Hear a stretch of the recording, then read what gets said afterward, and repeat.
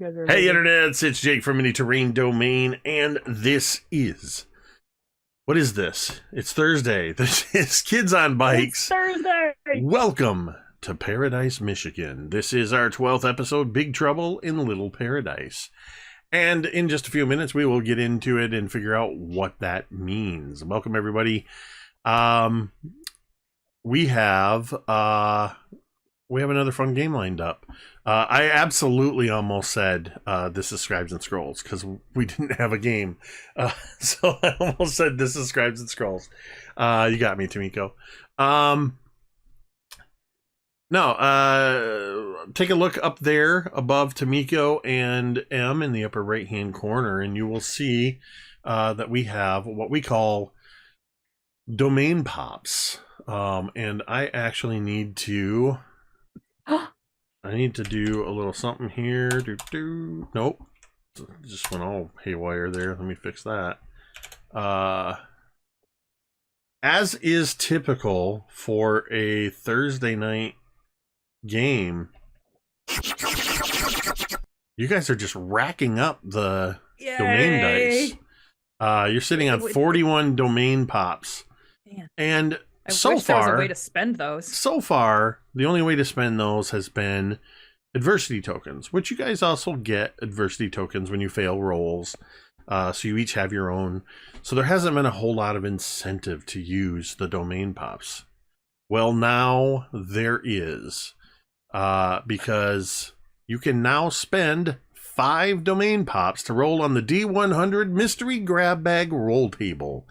A specialized roll table for this game created by myself and everybody here in this game. Every single person in this game has contributed at least a couple, some more than a couple. And I've even tapped into somebody who I think is just really swell when it comes to writing roll tables.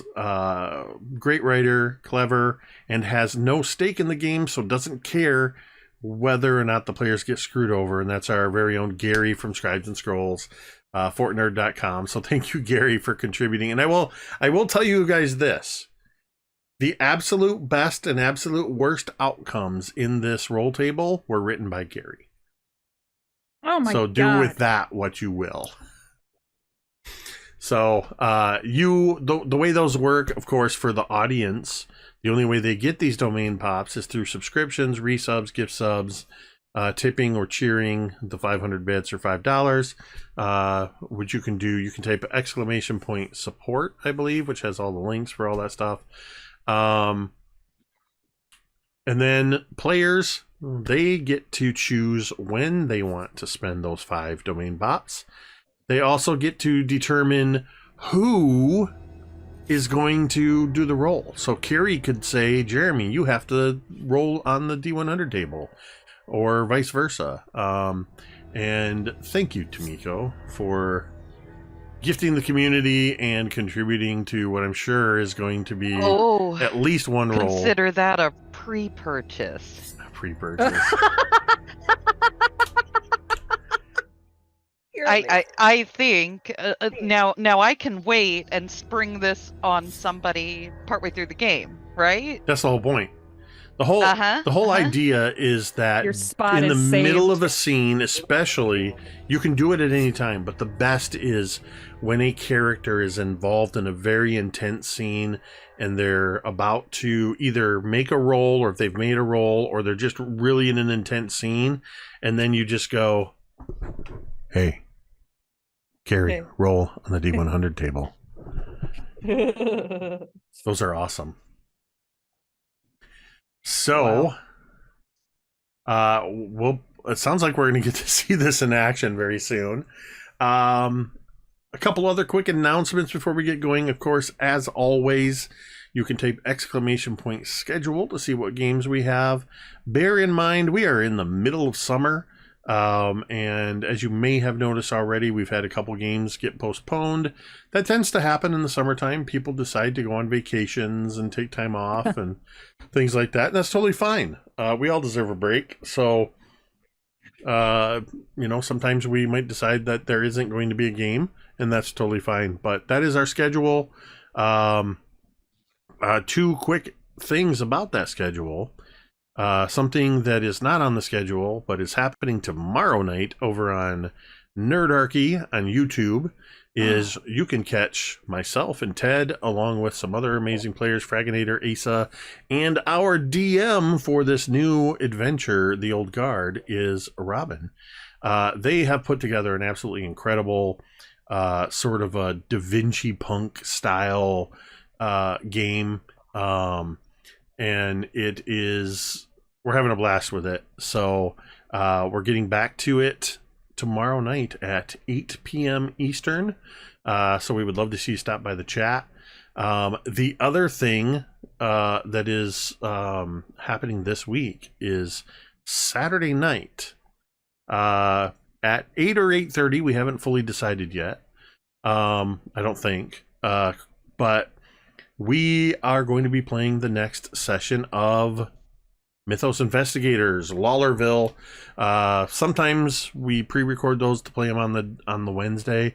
We're all going to be here at that time slot. Why pre-record it when we can just go live? So that's what we're going to do. We're going to do it live. On Saturday. I think that's it for all of those announcements. I guess it's just time to remind you before we get into this game to remember that you matter. Your presence on this earth makes a difference. Whether or not you believe it, it is true. If you are struggling, please know it is okay to struggle. It is okay to not be okay. But you do not have to struggle alone. There are numerous resources available for you.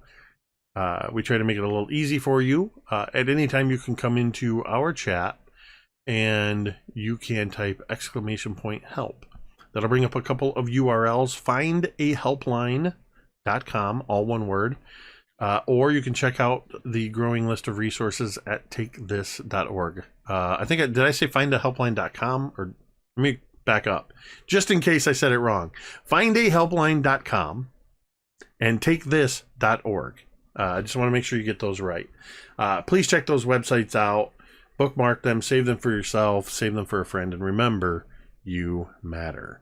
And the I guess the last final thing, I don't really say it a whole lot before this game, but I feel like more and more I need to, is a reminder that we as players, we have safety tools in place.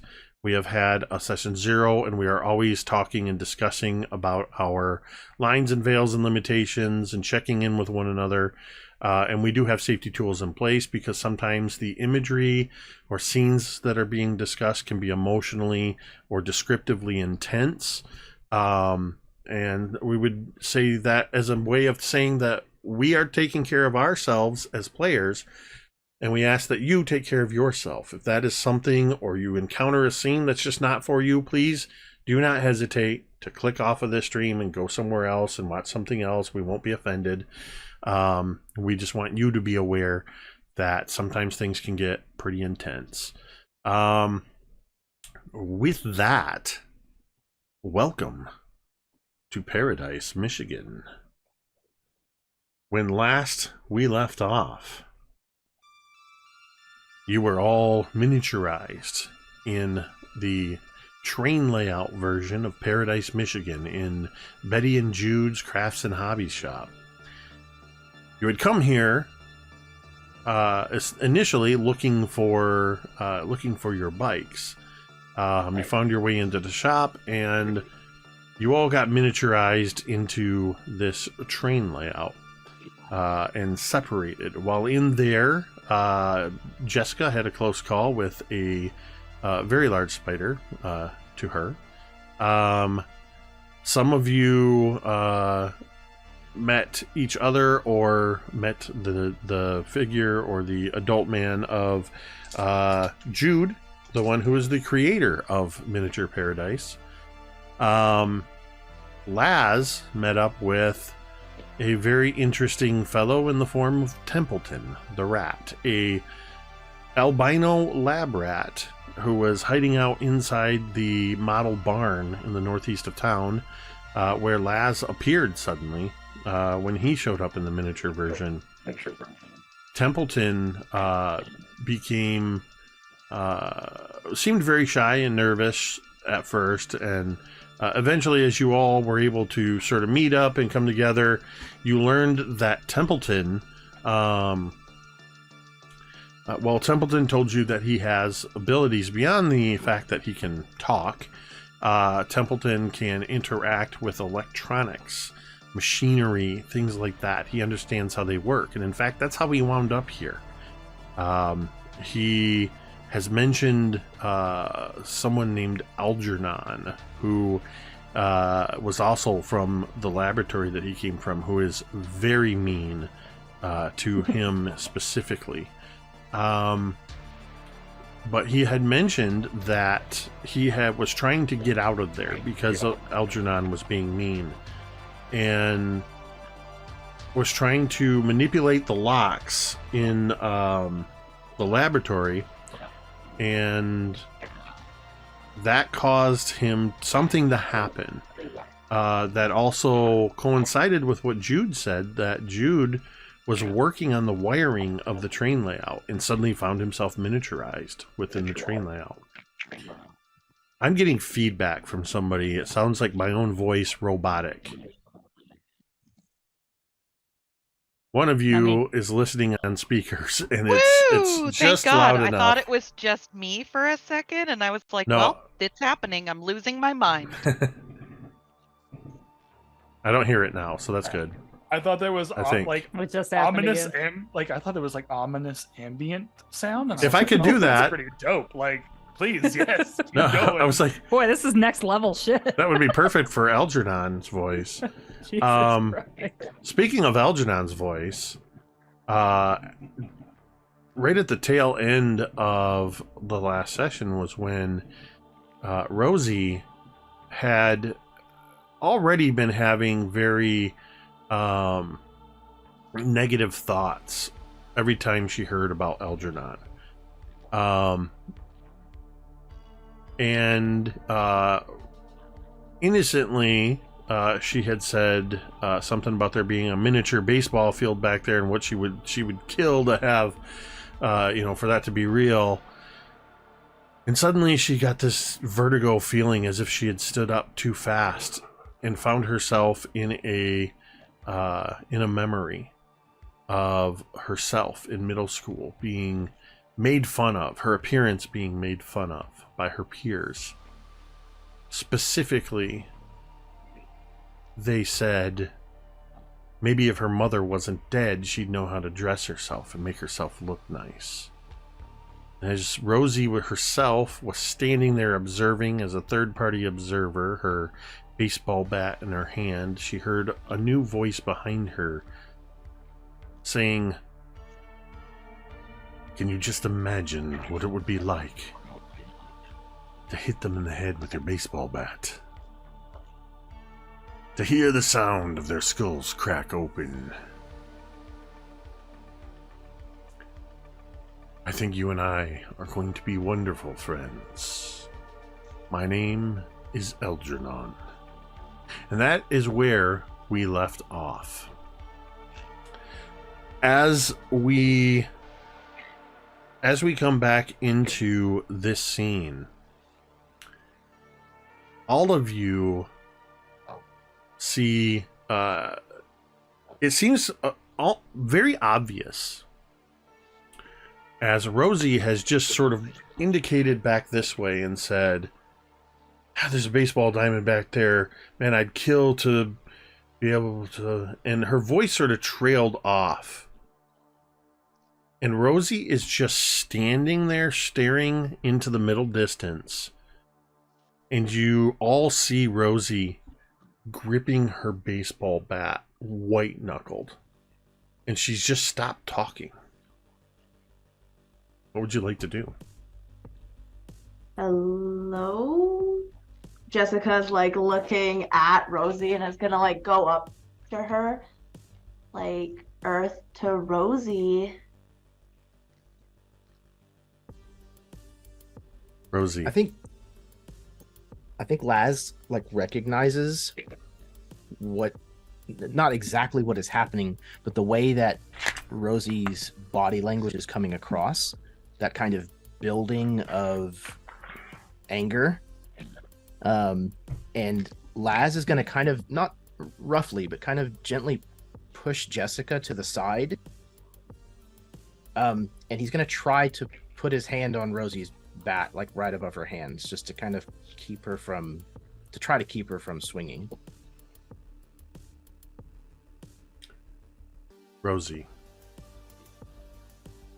in your head, you are still seeing the scene. And the voice says,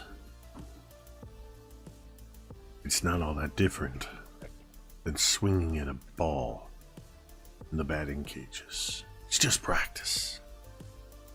It's not real here. Swing away, Rosie. Rosie, I need you to make a grit check. Ah, nice. Good. Grit is my best thing. It's a 10, even.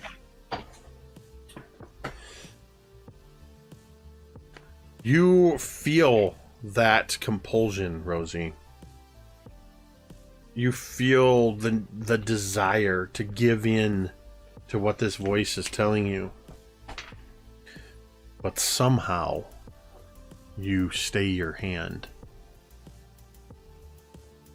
Laz, for a moment, just as you push Jessica out of the way and as you gently grab hold of the bat above Rosie's hand, you feel a little bit of tension, as if Rosie was preparing,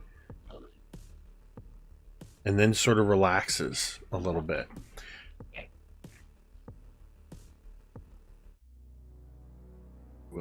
You okay? Rosie, you hear Laz's voice cutting through, and the scene begins to disassociate, or not disassociate. You were disassociated. The scene seems to begin to evaporate, and you hear the voice say, "Don't worry, Rosie. I'll be right here." And then as it says that, it's kind of like, "I'll be right here, here. And you see Laz standing in front of you, holding onto your bat with Jessica just past him, and the others sort of gathered around you.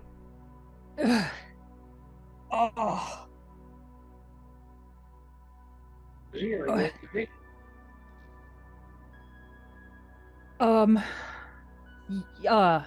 And Rosie kind of looks around and kind of like very much like when you're waking up in an unfamiliar place, kind of takes a second to like reconnoiter and figure out where you're at. And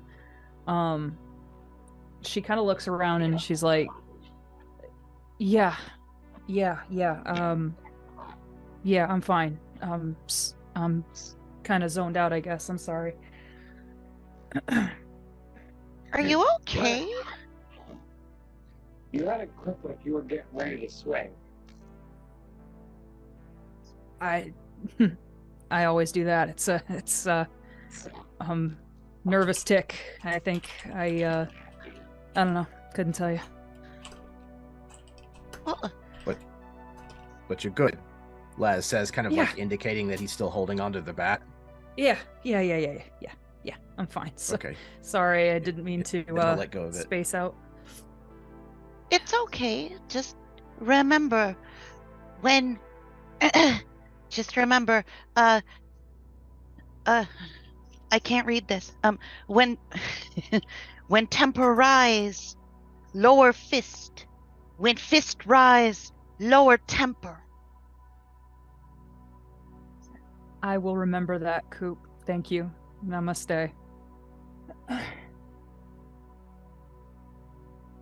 And Rosie just kind of like, is very much trying to shrug this off and kind of just like is looking around, hoping that it wasn't super obvious. Like kind of almost like it's weird. She expects them to know exactly what happened, but it's slowly dawning on her that they don't, and she just kind of. And as you're scanning around, you see the familiar faces of these these friends that you've known for, well, I don't know, 8-10 hours at this point, if that.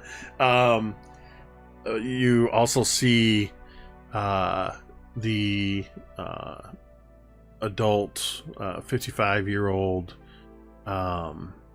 Jude standing there with a concerned look, and towering over Laz, you see Templeton, the white rat, and he's just staring at you, and he's got his little hands, and he's just kind of wringing them like this, like, and kind of doing that kind of hunched down and a very worried look.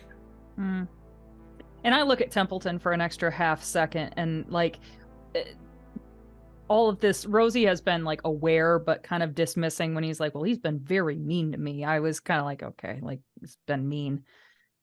She gets it now very much, so there's kind of an understanding there.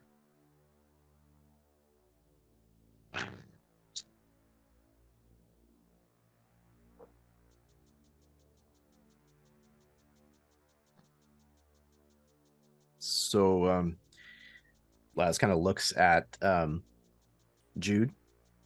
You said something about maybe being able to get us out of here. Well, I mean,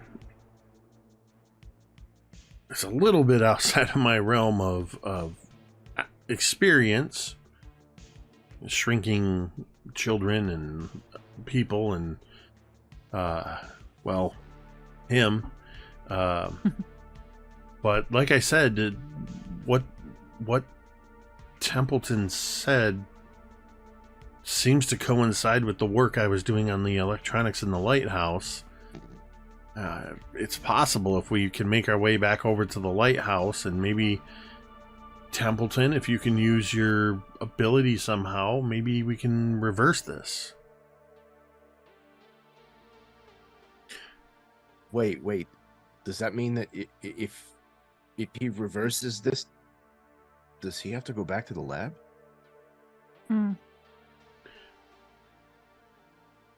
I don't know, Templeton says. I hope not, but if it means that you kids can get back to normal, then I guess that's what I'll have to do. No. See, that's complete bullshit. If there's no reason that you need to go back to that, you know, we can find another way if we have to. I'm sure that there's something that we can work out, right? He says, looking at Jude again, the only adult here, as if he's gonna solve this problem. I mean, again, outside of my area of experience, but maybe let's go to the lighthouse and see if we can figure something out there, and Templeton, maybe you'll understand a little more about the wiring and the electronics than even I do, and we can figure this out together.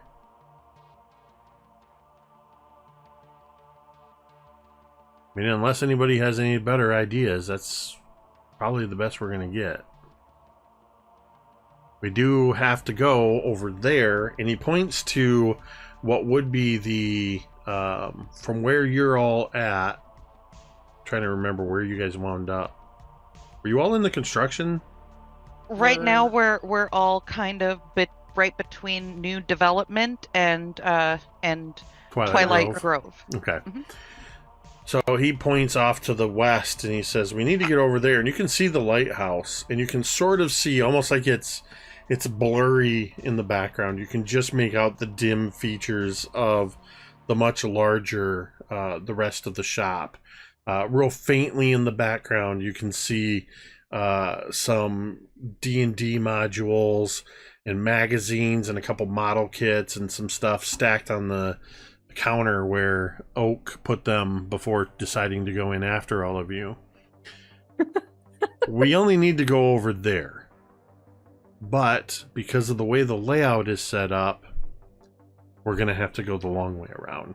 Because you all are at basically the inside part of the small letter E, which has a huge gap across it to the other side. But, fortunately, this is what I was working on when I found myself in here. And he reaches inside his cardigan sweater pocket and pulls out a little black device, and it's got a dial on it and a couple switches. And it has, you can see that it is obviously modified, and it has very large, those old school rabbit ear type antennas that you have to like pull out. I was trying to make a wireless controller for the train. I wanted to be able to control the train from, besides just being in the middle of the layout, I wanted to be able to control it from somewhere else. So wait, like a Radio Shack car? Yeah, like the kind of like the. In fact, that's kind of where I got the idea. So I basically just modified a radio controlled car and threw some parts together, and I was working on that. So let me see if this works. And you see him flip a couple toggles on it, and you see a couple lights light up and start blinking. And he presses a button, and you hear. I probably got cut off, but no, it was perfect. You hear a diesel train engine horn, and then you hear. You see him start to turn the dial, and you hear the sound of something go, and you feel the vibration in your feet.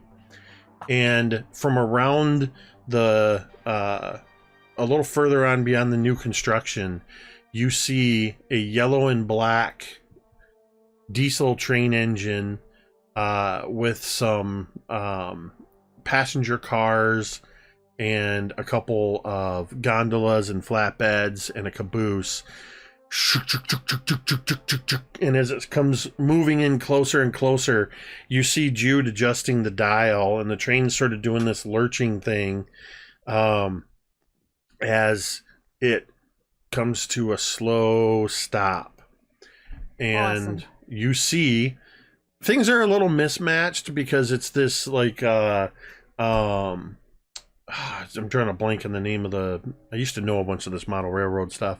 The yellow and black one, I can't remember the line, but it's this diesel engine, and then there's some silver passenger cars with red and blue on them, and you can see Amtrak emblazoned across them. And then there's a couple of these flatbed cars that look like they have like single molded piece of cargo that's like just dropped down inside it, and then the caboose. But you can see inside these passenger cars, through the windows, you can see that he took the time to paint the little miniature people, and there's like seats and stuff in there. He goes, there's no need for us to walk over there. We might as well go in style. And then you see him kind of light up a little bit as he walks over towards the train, walks to the passenger car, and he goes, all aboard! Hell yes! Rosie runs on board. No hesitation. As you start running up to this train, Laz, you feel a tug on your shirt. Templeton says, I don't think I'm gonna fit in there. No, but there's some open ones back here. Look. You could probably just like knock this stuff off. He kind of turns towards Jude as if he's gonna ask if it's okay, and they just says, yeah, you can just knock it off, and I'm sure you could ride right here. That's a good idea. And Templeton bounds over to where so you got the front and the second passenger cars, and then there's this sort of not quite a flatbed, it's a gondola, so it's got a little bit of an interior to it. and he kind of looks at it a minute, and he reaches out and kind of grabs at it and picks it up and looks at it a little odd. It's a whole stack of crates with a tarp over it, but it comes up as one piece and it's hollow underneath. And he kind of looks over at you and has this look that a rat can't really smile, but you kind of guess that's probably what he's doing. Templeton's mostly like this. He's kind of hunched, but he's kind of like very perked up, and his ears kind of twitch a little bit. Whisker twitchles. And he doesn't just push it off like you said. He actually takes it and very neatly sets it down off to the side, out of the way of everything, and tentatively climbs up. And you can see this whole gondola sort of... And he settles himself in, and he's in the gondola, and the rest of you can climb up into the passenger car if you wish. I'll ride in the gondola. I want to look out into, the rest of the store. I know it said that women folk can see if they were able to do anything. Did they appear to be moving or doing anything from a vantage point? There's no movement out in the shop.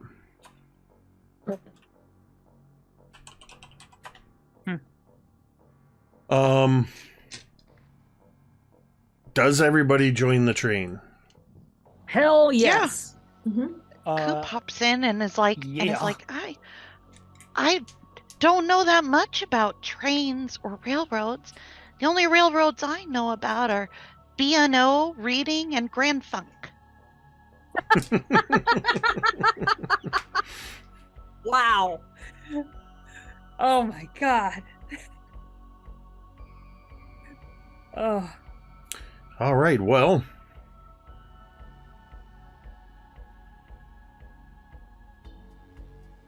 If everybody is all settled in, this shouldn't take too long.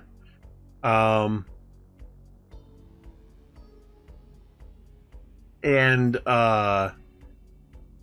he kind of looks around at all of you, and he looks at you, the two smaller kids, Oak and Coop.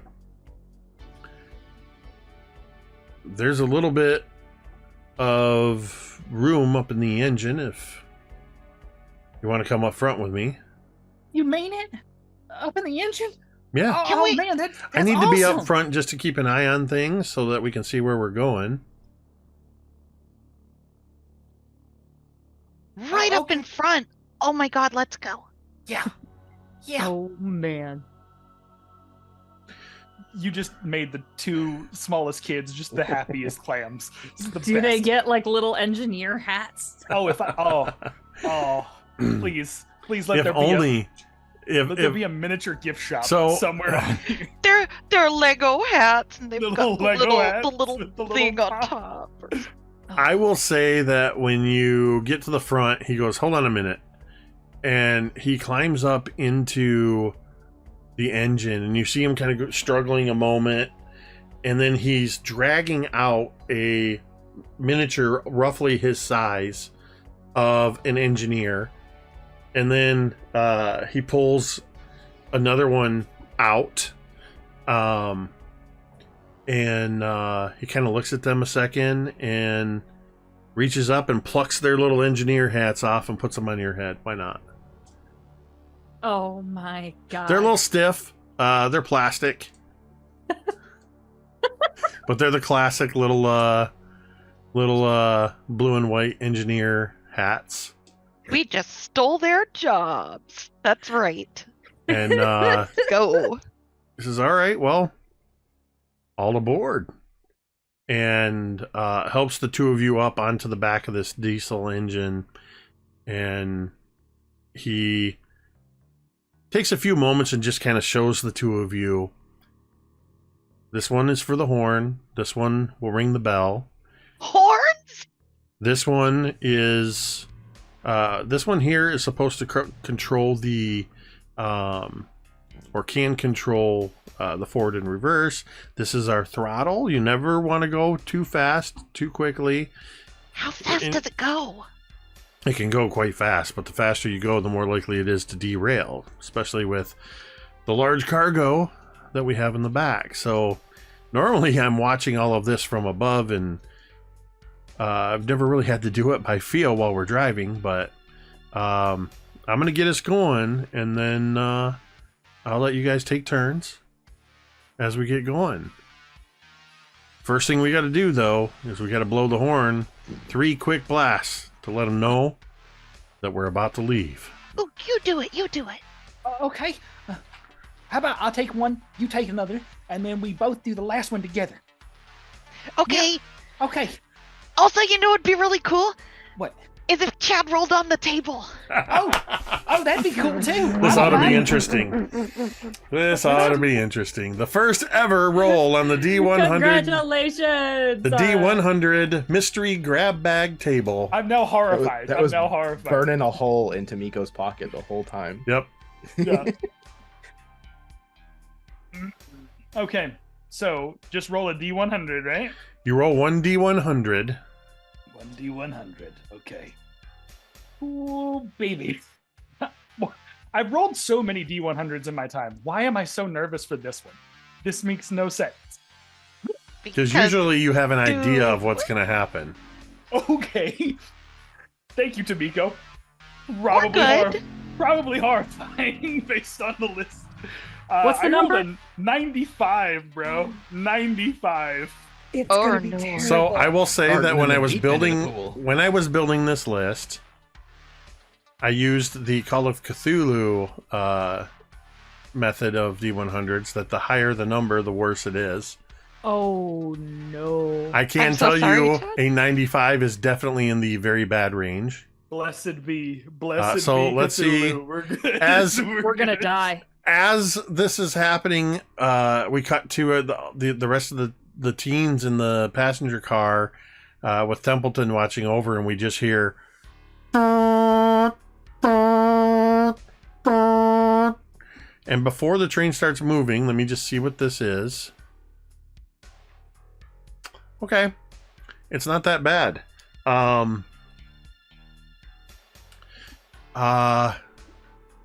As you are all sitting back there, and you hear the things blast. The Train train farts. lurches suddenly, and Oak,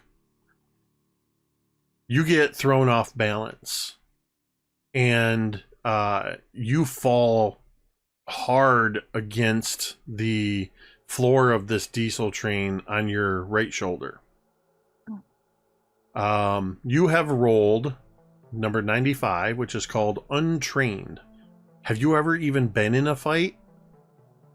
You gain a permanent -1 to your fight ability. Untrained? Really? Oh my god. I will say, of all the things that could have happened, especially in that range, it wasn't even planned. The pun wasn't planned. You are untrained on the train.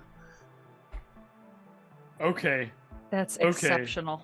You know what? I am content with this. And You said it's a Jude immediately is permanent- like, "Oh my gosh, I'm so sorry. I'm so used to doing permanent this." -1 to my Yes, fight. so your fight is permanently at -1. Permanently at negative. When I say permanent, there may be things at later times that could grant you, through other reasons, that you could get a +1. Mhm. But if you have a +1 to your fight, you will always have a +0 because of that -1. Oh. Okay. Well, that's fine. Sorry, I love you. No, it's fine. Oh, Look, and that there reminds could have me, been I need much to worse actually, things. I need Much to worse take things. the I toll. hope you're proud of yourself. And I'm not implying anything. I'm just saying you have enough domain pops for 8 more rolls on the table. That's all I'm saying. You don't have to spend them all at once. Jude helps you go. up off your feet. Your shoulders definitely sore. But the train is now chugging along.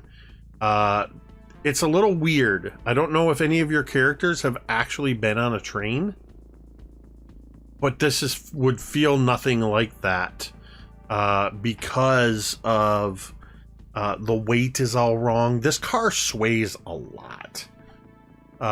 Because it's a plastic train on this. As it's moving, you're starting to see through the windows. You're starting to see the scenery go by. Not terribly fast. And you can see out the back window. I guess it's just Billy, Jessica, and Rosie that are in this car, because Laz, you said you were going in the gondola with Templeton. So the three of you in the passenger car, what are you doing now that the train is underway? I think Rosie is just sort of like distant. She's just sort of like looking out the window quietly and just kind of like watching everything go by, and kind of seems distant. I think Jessica is going to kind of go next to her and lean in like a very similar way against that railing. What a bunch of nerds, she says as she looks at these like miniatures as they're passing by. Oh, and to be clear, there's at least a half a dozen miniature people in this train car with you. Does Jessica like gently like move one? Not gently. Just like just backhands one. You knock over a middle-aged woman. It's okay, because at this close range you realize Jude is really bad at painting eyes. They're like this. They're like white splotches with mismatched. They're just terrible. These are meant to be held at like an arm's length, and you're like right up the same size at it. The eyes are terrible. Nightmare fuel. Yeah. And Rosie kind of like laughs and looks at Jessica and be like, yeah, I guess I'm sure this took like a ton of time. And doesn't really say too much more. Just kind of like, yeah, just kind of looking, but like happy Jessica's there and present. Yeah, I don't know that Jessica would like say anything else. She would just kind of just sit with Rosie, just having like that person to be next to, in like that kid way where you just sit. Yeah. And she's like going through her bag, and I imagine that she has like a really old magazine. I don't know, like some teen, like it's totally Teen Vogue Beat or whatever. It's Teen Teen Beat. It'd be Teen Beat. It's Teen Beat. Sure. Yeah. When you say really old, are you saying by today's standards, not by? It's Yes. last month's issue. Yeah, like when I say that, I mean like it's obviously like well looked through. Okay. I didn't know if you were taking a dig at us older people that knew exactly what magazine you were talking about from the 40 years ago. Okay, so it's a well-worn Teen Beat. It's probably got Alyssa Milano and Ricky Schroeder, and it's got River Phoenix. River Phoenix is in there, and oh my gosh, I'm drawing a blank on his name. Michael J. Fox. Amazing. The hotties of the century. And Rosie would like just kind of every so often peek over at this magazine and then go back to looking out the window, and she would say to Jessica, she'd be like, do you have any gum? Yeah, she says as she like digs into her bag. I would imagine that if there was like any kind of like semblance of a wrapper, it has since fallen apart. I gladly still take gum if you have any. Yeah, it's canon in this game that all gum is juicy fruit. Yeah. I'm just kidding. It has to be.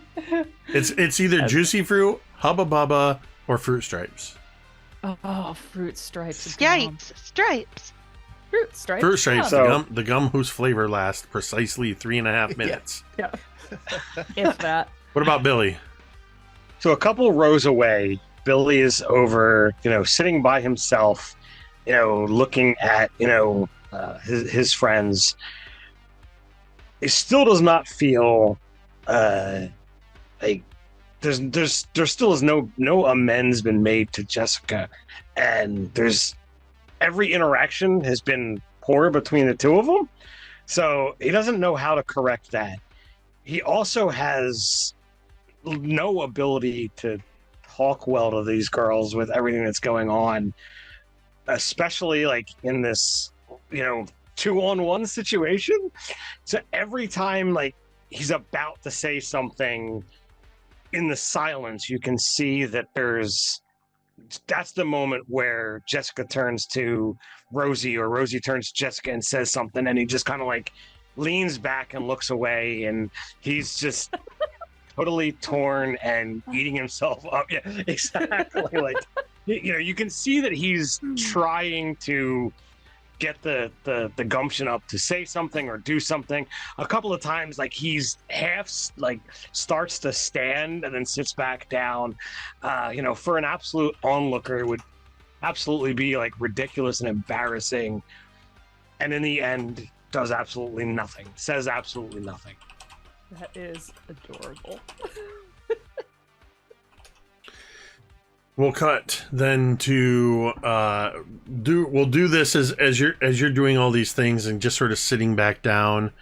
Weirdly, whatever position you sit down in, the camera pans back and there's a miniature that's like in the seat behind you that's just in the same exact position that you're sitting in. The camera pulls back further and kind of does that through the plastic windows, and then the train just sort of moves past.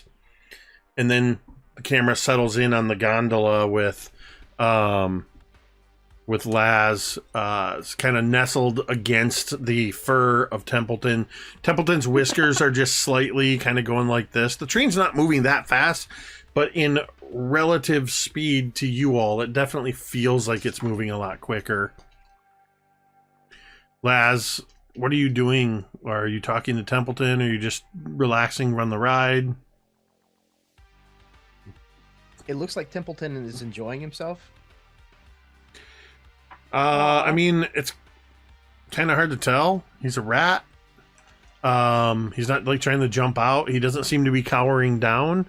He's kind of holding his head up a little bit and just letting the light breeze filter past his whiskers, and he's definitely looking around, taking things in. You see his nose kind of. So I think Laz is not saying anything. I think he is soaking up as much of the positivity of that as he possibly can.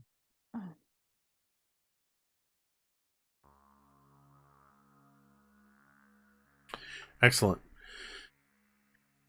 Meanwhile, in the engine of the train, as we see Templeton looking out over the top of the train, the camera then across the tops of the two passenger cars and settles into the diesel engine. The train is starting to come around the southern edge and moving out around Twilight Grove and heading back up north to start its route to go into the corner past the where the barn is. As it's heading up that way, we cut back into the engine, and Jude has handed the controls to you, Coop. Oh. Just all you got to do is just turn the dial a little bit to give it a little bit more. Never turn it too fast. Turn it up or turn it down. Okay, I get it. And Coop, contrary to what everybody thinks, Coop is not going to crank it. Coop starts upping that dial like a little old lady, like sitting on the throttle of a car, like and Jude's probably sitting there like, no, a little more. Yeah, he's like, okay. What I meant was don't turn it. You see how it's numbered? It goes 0, then 1, then 2, then 3, then 4. Yeah. I meant don't move from like 2 to 3 really fast. You can move between 2 and 3 just not fast. You're at like 2.2, 2.3 right now. You can go a little faster. Then, and then Coop cranks it a little bit, and the train like You goes, all feel the train car lurch a little bit.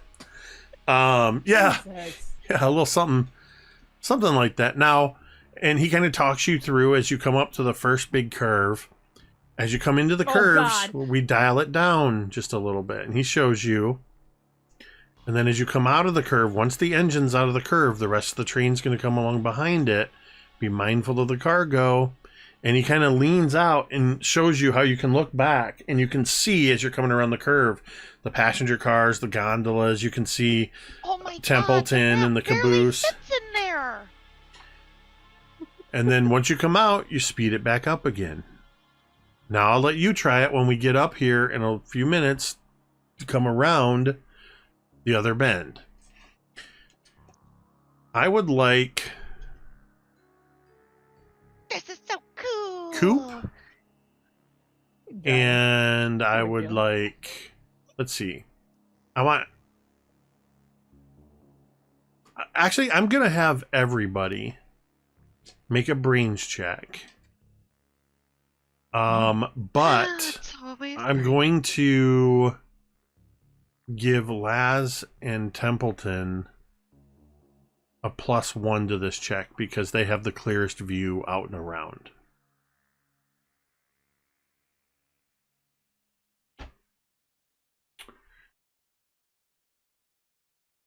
Jessica Damn, got a Chad. 9.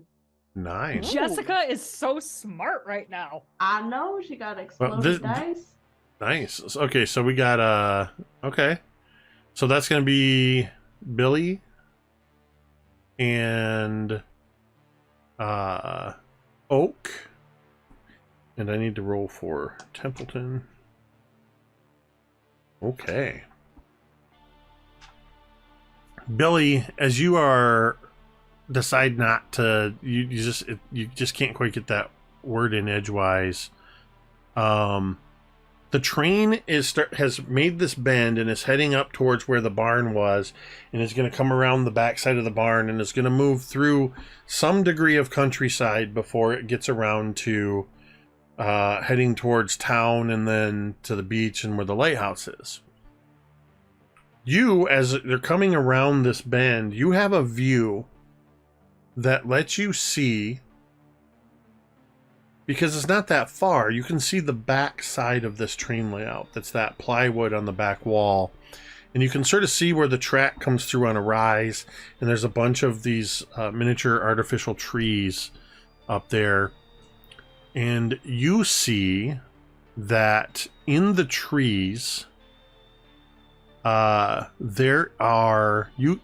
You almost don't notice it at first until your eyes spot the T-Rex that's standing there, and then movement at the base of the T-Rex as you see Colonel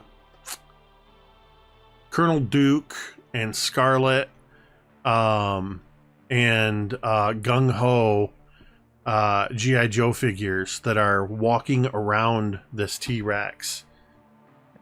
And they seem to be moving items into the path of the track where it would come around the curve. Oak, you glance out the window of the engine and you see this same thing. And Laz, Templeton leans down to you and says, Laz? Yeah? Yeah, what's wrong? I have a bad feeling about this. There's... He looks to try to see what's going on. Oh, look over there. What? There's somebody else here? Like, moving around? Like, not just like the painted...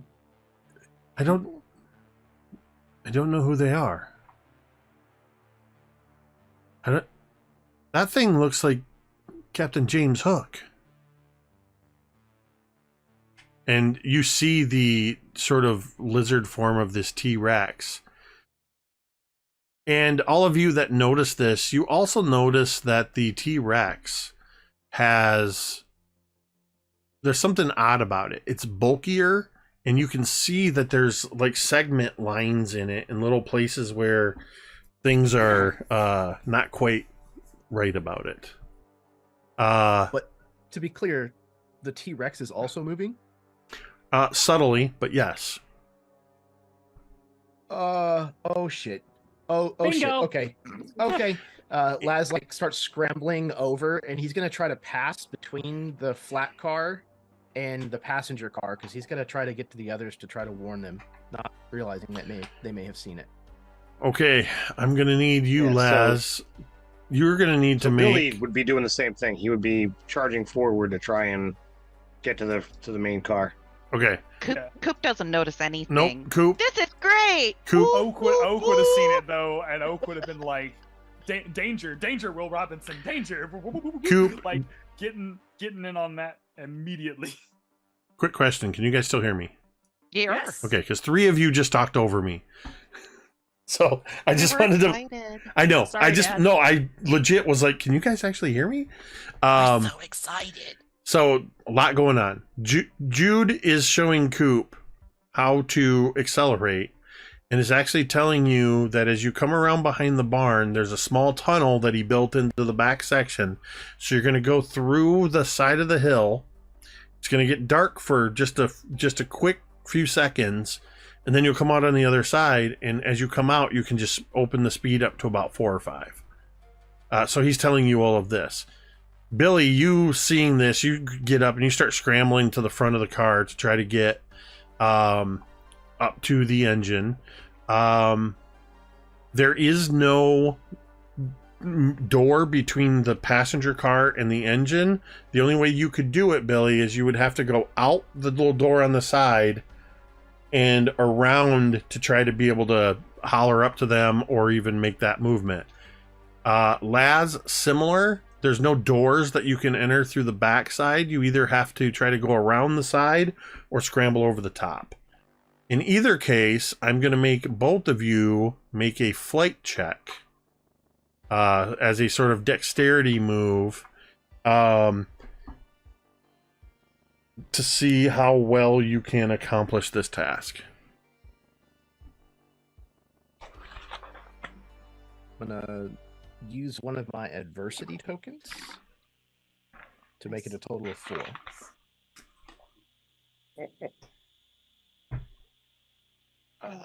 So flight is my D4, and it exploded twice. I have a 9. Wow. Oh.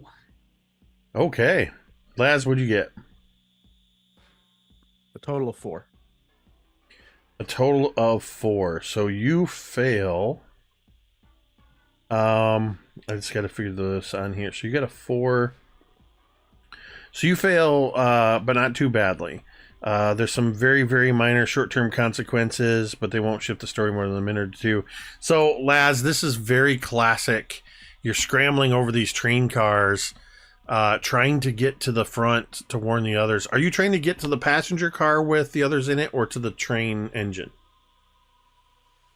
The passenger car. I don't know that he even realizes that the 2 younger kids are in the Perfect. engine. Oh. So, as you're scrambling over the top, you get up there, and then the train kind of rocks a little bit from your own weight on it, and you do that thing where you fall off to the side and you're holding on, and your feet are sort of dangling in front of the window, and you have to pull yourself up, and you manage to get across that to the other car, and you kind of start to lower yourself down, and you don't so much as kind of swing around into, as just the weight of the car shifting, you sort of fall into the back of the passenger car with the others in it. At the same time, that happens. Billy, you lean out, and with your success, you succeeded, but not impressively. The benefits you gain above and beyond this success should be quite limited, if present at all. That means you can easily lean out and shout up to them, or you could even, because of the way I don't know how I can demonstrate this, but the way the cars are moving, there's a little bit of the inside turn that would make it easy for you to step over onto the back of the engine if you wanted. as part of that move. Yeah, I'll step over. Perfect. And you do so without any problems. As Coop doesn't even notice that you're there. And you can see Oak is very much has noticed and is looking towards what you saw as well. So I'll yell, "Hey, Jude!" and point towards. Yeah.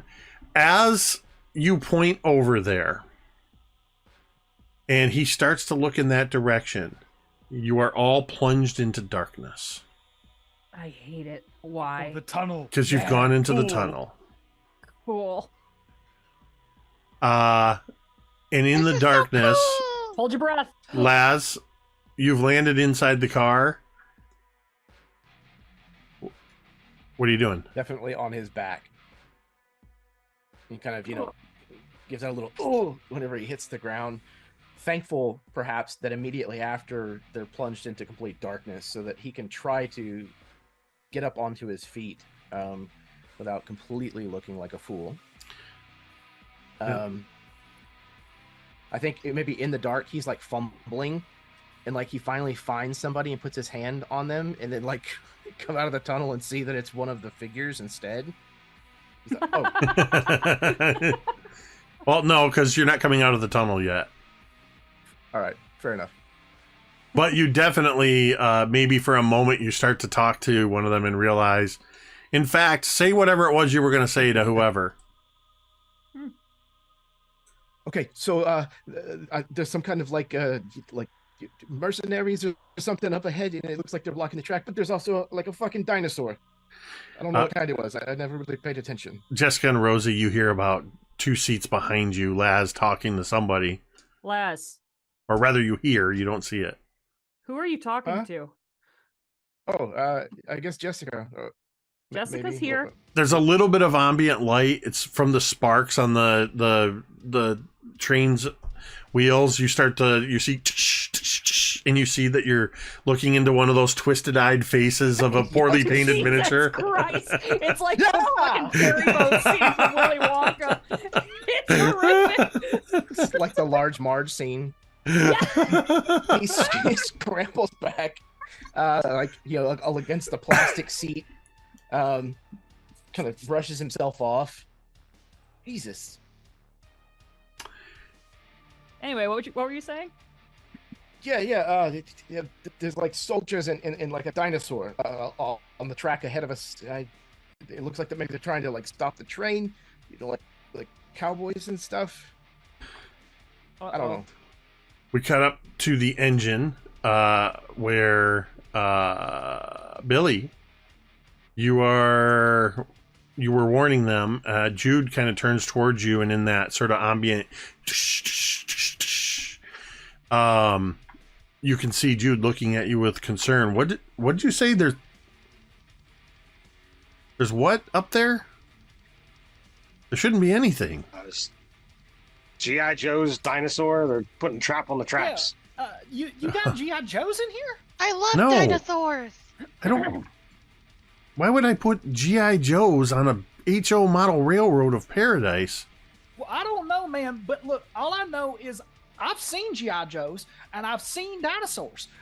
Not real ones, obviously, but I've seen what they look like. And I don't know about you, but doesn't that kind of look like one of them? Well, you can't see it can- at this can I point see it? because you're now in the Oh darkness. yeah. Oh, Okay, we're still in the tunnel. I need to know the Hold it. instant Coop sees the T-Rex. So, Coop, the last instruction you had was as you feel the train come through the tunnel, while you're still in the tunnel, you can come out of that curve, you can turn it up to 4 or 5. Oh. Yeah. So Coop's You all gonna, feel the train start to accelerate. Coop's gonna turn. No, turn that... Huh? What? we need to be stopping. They're putting a trap on the tracks. As Oh no! as you say, as Billy says that, there's a sudden bright flash of light as you come out of the tunnel at close to half speed that this train's capable of. It's the fastest you've been traveling so far. And very classic crash zoom. We see that sort of the camera moves towards, but the background elongates as we see Scarlet and Gung Ho and Duke, but weirdly there's also Tomax and Zaymot and Cobra Commander. They got their little blue four-wheeler. There's a Vamp Jeep with Clutch just sitting in there. I collected a lot of G.I. Joes when I was a kid. I was gonna say, knocking them all out Those today. are some deep cuts. But there's also I haven't heard those names in all this. the other thing that stands out more obviously as it sort of steps in front of that scene is Grimlock. As you actually hear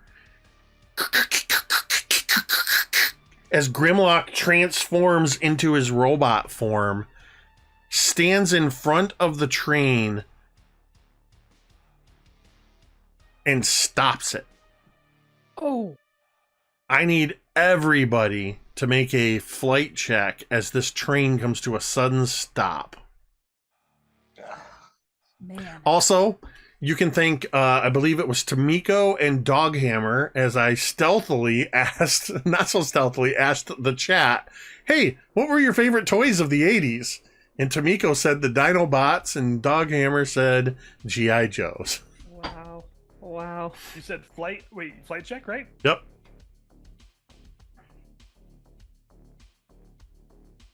Those are all healthy rolls, team. Well, sorry, Ted. Sorry. It's not though, because that's my D10. So that's like half C's. Wow. Wait, what? Nothing. Oh, sorry. This is, this would, no, I guess I didn't declare it. You said flight, right? Yeah, right. But did you roll it or did you take half? No, I rolled. Okay. I rolled a 4. So plus this, I was gonna say, because 1 is technically 5. this would be a snap decision because it's so quick. Yeah. Because of what happens, every single one of you goes flying. I need to check to see. Jessica, no, sorry. Oak, you just sort of get shoved forward a little bit and kind of get jammed in between the fake plastic controls of this diesel engine and kind of shoved into the corner of it as, oh, you know what? I didn't check for the others there. Wait, I don't know why I rolled a D20 for his. Hold on. Jude is not a D20 on flight, I can tell you that. He is. Because he's old. Oh my gosh, he is a D20 on flight. Teespring.com. Wow, he's And so he rolled a wise. 19. Holy shit. In fact, with his 19, because with that 19, he rolled a 9. It says you exceed quite impressively. Billy, he's what saves you from having a very, very bad thing. Did you do the soccer mom arm save? It's I would say, Billy, you almost go flying off between, like falling between the cars, and like if you fell between, you would have been run over by this train. Now it's a toy train, so who knows what would have happened.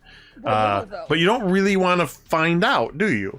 As you fall back, Jude just sort of grabs hold of something on the interior of this diesel, reaches out and just grabs hold of your shirt. And you are leaning back like this, and he just looks at you and says, I got you, son. Oh my god. What a boss, dude. Okay. In the previous episode, we revealed what pajamas we were wearing. So we know that Billy is a fan of Transformers. So seeing a Transformer transform in front of him, that's why he failed. He literally was standing there in awe of this. Yes. So absolutely. So that's why I got a natural one. So then, Coop, you failed by 4. Does Coop go sailing out the window into Grimlock's arms? No, it's not that bad. But the controls to the train go flying out of your hand, and they fall somewhere, either inside or outside the train. You're not sure where, but you get knocked to the floor.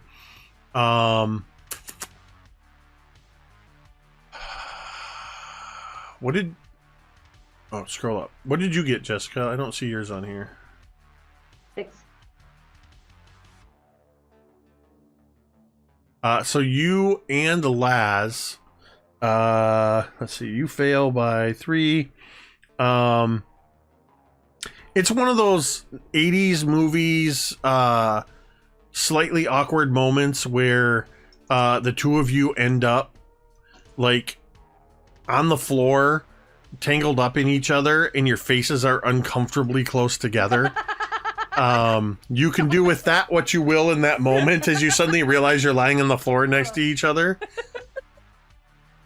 Ew. Yes, thank you.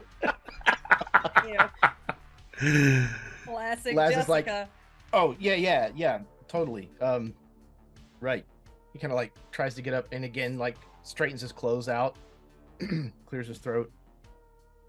Aren't you gonna like help me? She says like as she just like lifts up an arm. Nah, Laz says and walks away. Wow, what a dick. Classic Laz. And Rosie, you got a 7. So you also find yourself in an awkward pose, but it's with one of the plastic painted miniatures. Awesome. Awesome. It's weirdly the only one whose eyes, it's like it's where Jude started to learn how to paint eyes. So only one eye is slightly looking off this way. Jesus Christ. I just want you to remember where you are. Yeah, no, absolutely. No, it's constant reminders. Rosie also kind of like scrambles back to her feet and is like, Up front, from outside, especially this is going to be news for, I guess at this point, Coop, Jude, Rosie, and Jessica are the only ones that don't really know what's going on. As you hear from the outside at the front of the train, Grrrr! Grimlock hate trains! Decepticon Astro Train! And then you hear, in almost perfect unison, Yo, Joe! At the same time you hear, Cobra! And that's where we're going to take our break. my God. I got the 80s reference square check. My heart hurts. I don't know that I'll ever be able to match the amount of name-dropping 80s references as this particular episode. Never. Oh Never my again. Okay, God. look, guys, it's a good thing Coop's broken a lot of toys. He's got tips. I know the special spots. You're the Slippy to this Star Fox crew of. I will say the only one that I had to look up was Astro Train because I couldn't remember what his name was. You just But remembered all of every them. single other one of them I remembered, and I know at least some of you recognized all of the names that I was saying. Wow. Yeah, as we said, Big Trouble in Little Paradise. Ugh, Uh, damn. We'll be back in about 10 minutes to see how are the kids gonna get themselves out of this, get themselves out of this mess. It reminds me of the old Dukes of Hazzard cartoon or TV show Well, where them it Duke freeze boys just frames. got themselves into a real spot. Join us back after the commercial break.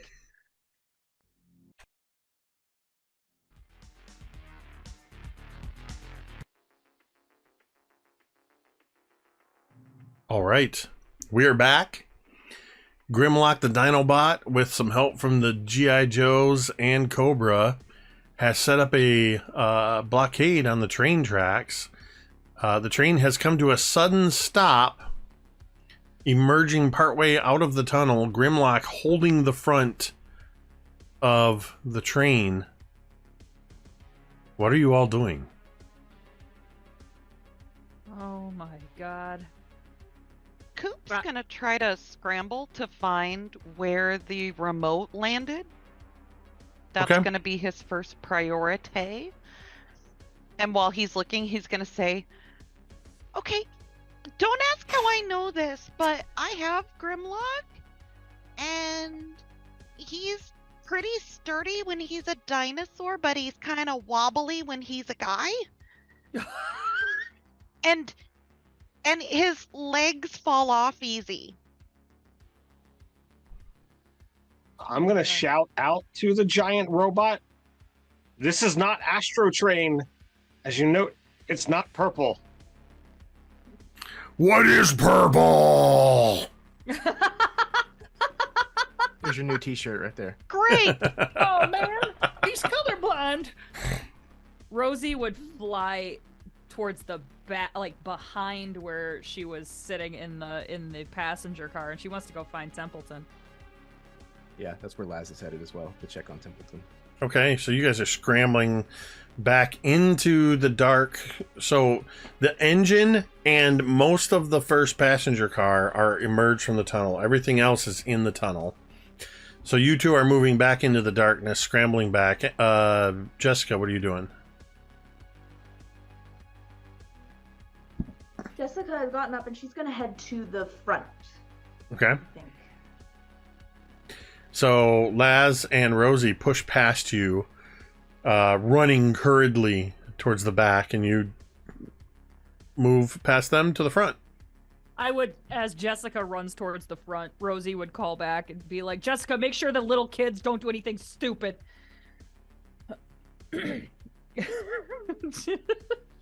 Just all ass. All right, Jessica, you make your way out through the front there, and you kind of step out of the front of the train car, or at the very least look out, and you see a giant transforming robot holding the front of the train and a bunch of very clearly G.I. Joe action figures. Like, you can see their swivel arm battle grip, and you can see like the little hole in the back where the screw is for their backpacks. They're moving around. They're holding plastic guns. They are.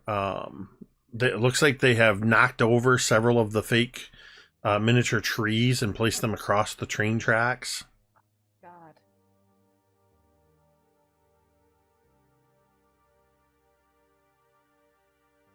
Are you doing anything with that information, or are you just taking it all in? Yeah, Jessica's looking for the little ones, and yeah. You see them. You look up into the diesel, and you would see in the back there, you can see both Coop and Oak are sort of lying on the floor of the engine. Coop seems to be looking around for something, and Oak is just sort of picking himself up off the floor.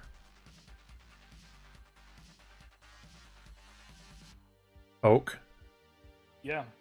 I think that after I get up, my shoulder's pretty jacked up.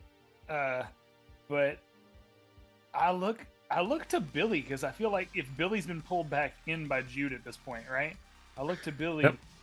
and I'm like, I mean, you saw it too. Grimlock, it's so cool, but horrible at the same time. Like, I don't know what to do, man. Like, are we gonna actually fight it? I really don't want to fight it, but I don't want to either, but I mean, what do we do? sweep the leg. This is not a Decepticon. Well, if I could just find the damn remote. Grimlock hates Decepticons! And he squeezes not the a front of the Decepticon. train. Okay. He starts to squeeze the front of the train, and you can hear the plastic cracking. Why he's fighting us then? Right, well, just I'm going to start trying to get people to step off the train, because if his issue is with the train, Yeah. then maybe they'll just let us go and we'll have to walk the rest of the way. But I don't feel there's a need for a fight here. I mean, I look to Coop. I mean, I'll sweep the leg if you want me to. I got my sword. I'll do it. I'm trying to find a remote so I can crank this puppy in reverse. Whoa. I mean, you think you could do that? He said it goes forward, it goes backwards. Well, then I'll help you too. I don't mind. Coop, roll a D100, please.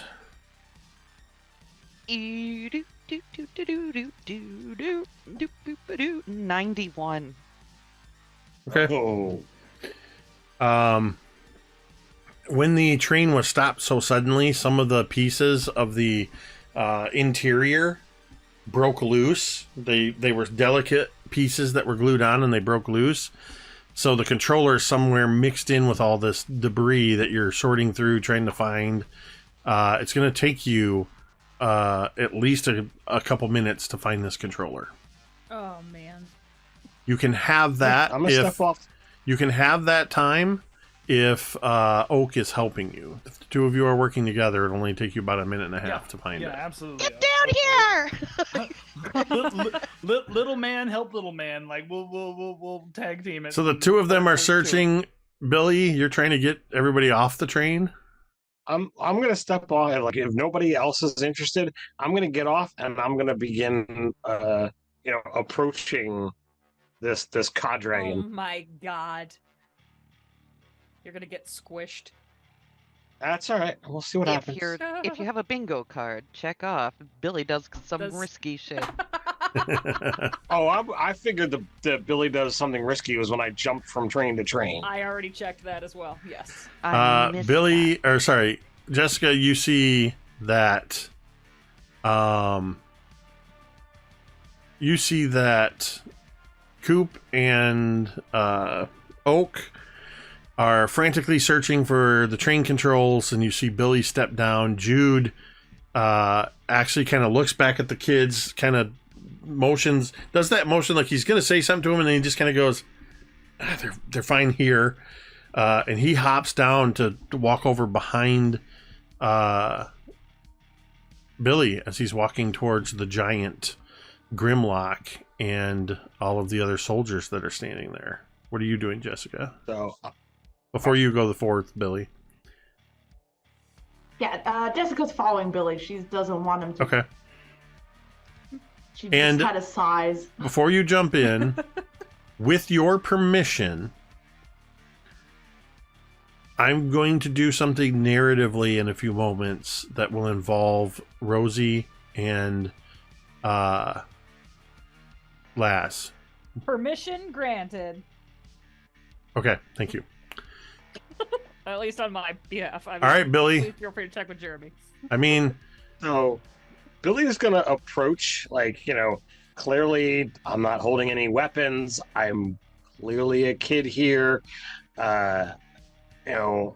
G.I. Joes and Transformers are a big staple. I would understand that, at least from the good guy perspective, these guys shouldn't hurt kids if they're, who they say they're supposed to be. Whether I'm operating on, faulty logic, it is what it is. I don't know what Cobra people are doing here, but that's a whole nother thing.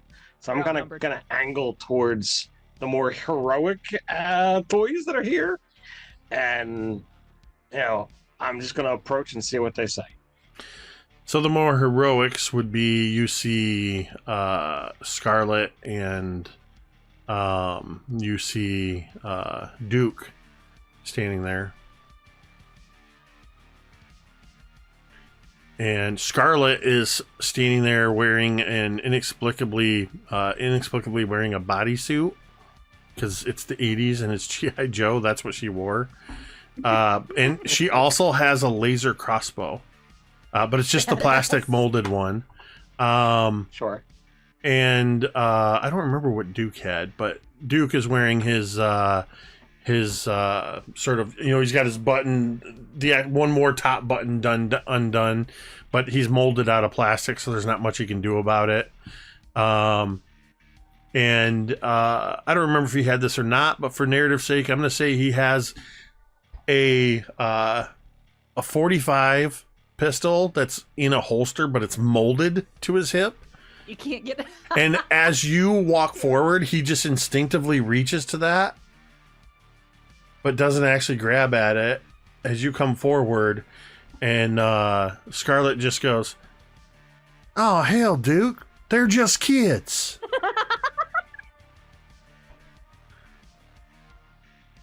So there's no bad guys on the train.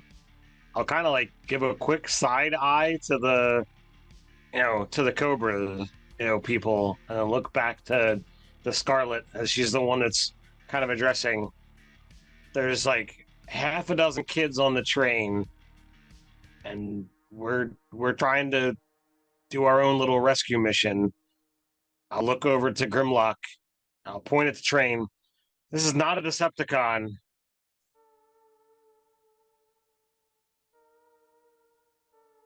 Grimlock hate Decepticons.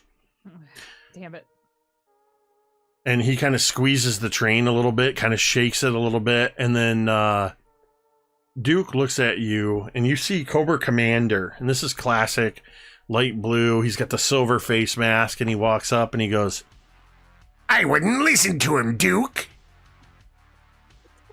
Destro once concocted a plan that involved children mercenaries. These could be those child soldiers." Oh, wow. Oh, wow. Is he like serious? You see, like Jessica's walked up beside Billy.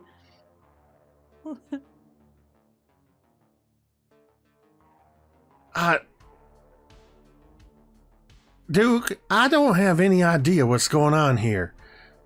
The robot dinosaur from space said that there was an evil Decepticon train that was headed this way and we had to stop it. That it was threatening all of our existence. That's why we all joined together. Yeah, I mean, there's no way you'd catch us working with the likes of them.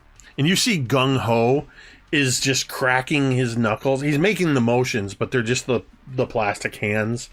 Like this, as he's just staring down Tomax and Zaymot, the twins, as they're sitting there. Now, Tomax and Zaymot are twins, but they're like mirror images of each other, and they wear this weird like blue and red and silver armor, and they have a Cobra Blue quad, an ATV attack off-roader.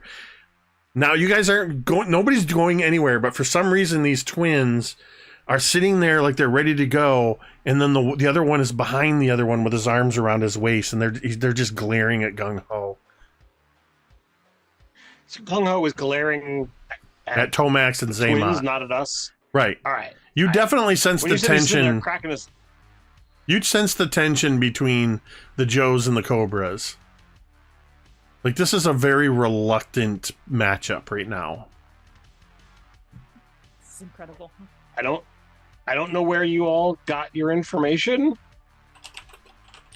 but we're looking to just try and get home ourselves. There's not an evil robot here. I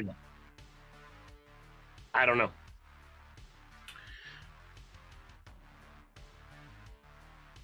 Duke kind of looks at Cobra Commander and just sort of shrugs him off and takes a step forward towards Scarlet and says, "This is a little unusual for us. We don't really know what's going on. The problem is we just suddenly found ourselves face to face with this," and he looks up at Grimlock, "transforming dinosaur from space that was adamant that the train that was coming was some sort of evil train that could transform into a robot and a space shuttle." Did you ask him how he learned of this? As you can tell, he doesn't know a whole lot beyond his own name and how much he hates Decepticons. Grimlock hate Decepticons! And I can tell you, the fact that we don't know is a problem, because knowing is half the battle. Go, Indeed it is.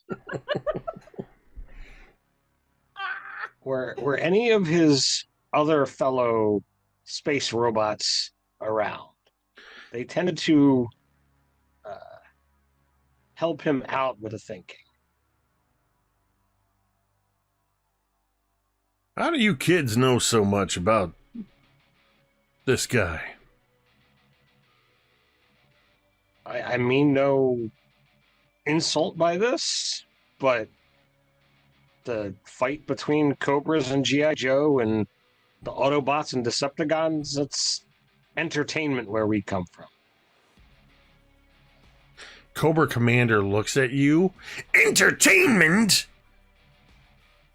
I'll have your mercenary heart for this. And Duke kind of puts a hand on him. Just enough. About this time, I guess because of where you're all looking and doing stuff, you wouldn't notice this. There's suddenly a shadow that falls overhead, like a cloud passing over you on the ground. As Rosie and Laz, astride the back of Templeton, come charging over the hill. We ride at dawn, bitches! And Templeton launches himself through the air. And if you've ever seen when a rat does like a weird jump attack, they leap with their all 4 feet and claws forward. And this very real-sized rat crashes into this plastic and metal toy robot. As Templeton is jumping through the air, Laz's fist is like up in the air like bastions as he's riding him through the air. And somewhere the soundtrack goes.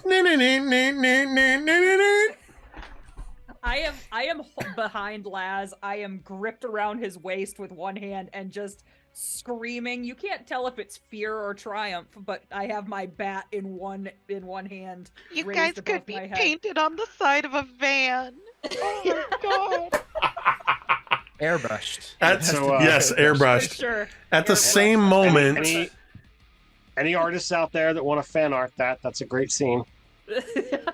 at the same moment, Coop and Oak, you find the controls to the train. Oh my god. What are you doing now that you found the controls to the train? Here it is! Here it is! Here it is! Here it is! I got it! And is Jude still in the thing with us? Nope, Jude's down at the front with Jessica and Billy. They all hopped off? Yeah. All the kids, You are the only two on the we're train the at this only moment. two on here. We have the train all to ourselves. What do we do to become? Just start it slow. Well, that we and can jump on. the couple dozen plastic. Oh yeah, we gotta You think two and a about couple the plastic we gotta people. think about the plastic pedestrians. Like they are also a top priority. Like the trolley problem, except there's Yeah. no Well, actual let me simplify the actions for you a little bit, because at the same moment that the Templeton and Rosie and Laz come crashing down on Grimlock and send him flying. And Grimlock does this. I'm actually going to roll a check. Nope. He goes sprawling. I was going to have him do this cool thing where he tumbles back, transforms, and appears sliding backwards as a T-Rex. He rolled a 5, so he does not do that. He goes sprawling. Falls over because he's and wobbly. because he's in his robot form, his left leg pops loose and falls on the ground. At that same moment, Cobra Commander goes, "Yeah!" and punches Duke and takes off, running off to the side as Clutch floors it on the Vamp, the Jeep, and goes racing towards the others. As he grabs up Scarlet and Duke, they jump in the back. Duke gets on the back of the Vamp, where there's a double barrel recoilless gun up there, and he skids across the tracks and swings it around to aim at Tomax and Zaymot, and you hear pew pew pew pew pew pew pew, and Duke is on the back making laser gun noises with his mouth because they're just toys. They don't have actual lasers. is adorable. They have taken advantage to break their truce. Coop and Oak, you see this, that everything is falling apart, but you have the controls to the train. All of tiny hell is breaking I think loose. that there's like this deadpan moment where both of us are looking at this window and everything is just going full bananas. See, I told you, Grimlock's got a bum leg. Okay, hold on, Oak. Woof, okay. woof, woof. Ooh. Goes the whistle. I have my sword hanging out the window, like. And Coop yells, "Clear the tracks and all aboard!" And cranks it up to 1. Cranks it to 1. It's going so slow. I imagine Templeton with Laz Such and a Rosie rebel. on back is just sitting waiting for the flat car to emerge from the tunnel, and then he just sort of lumbers up. Like some Thomas the Tank Engine stuff. Like Thomas had never seen such bullshit before.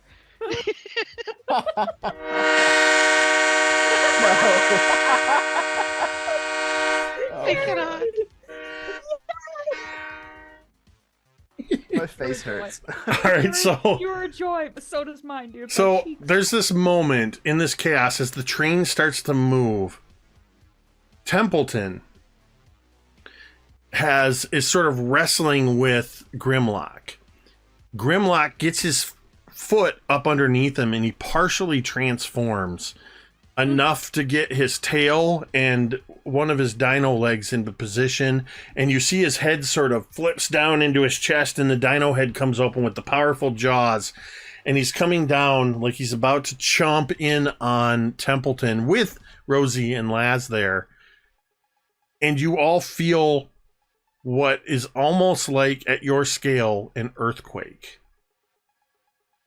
From over the top of the backdrop, the plywood backdrop, what looks like a fireball comes landing from on high.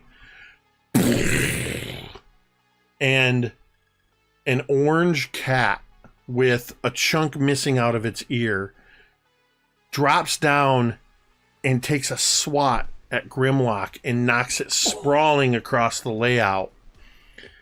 Templeton looks in terror at this rat because this is a full-size cat. So Templeton looks at this cat in terror, and the cat just looks at Templeton and goes bounding after Cobra Commander. Remember when I had you guys roll a D20 and a D11 or a D10?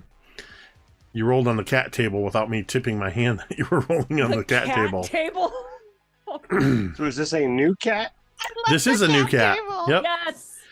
This What does is the tag say? a short-haired tabby, an orange boy, chill, older ex-feral, missing a chunk of an ear. His name is Morris. Morris the cat. Because everybody with an orange cat in the 80s named it fucking Morris. Yep. I had one. I've gotta ask, in all of this pure 80s chaos, Jessica, what are you doing as this is all happening around you? And this is partly a question for M, because as the youngest of our players.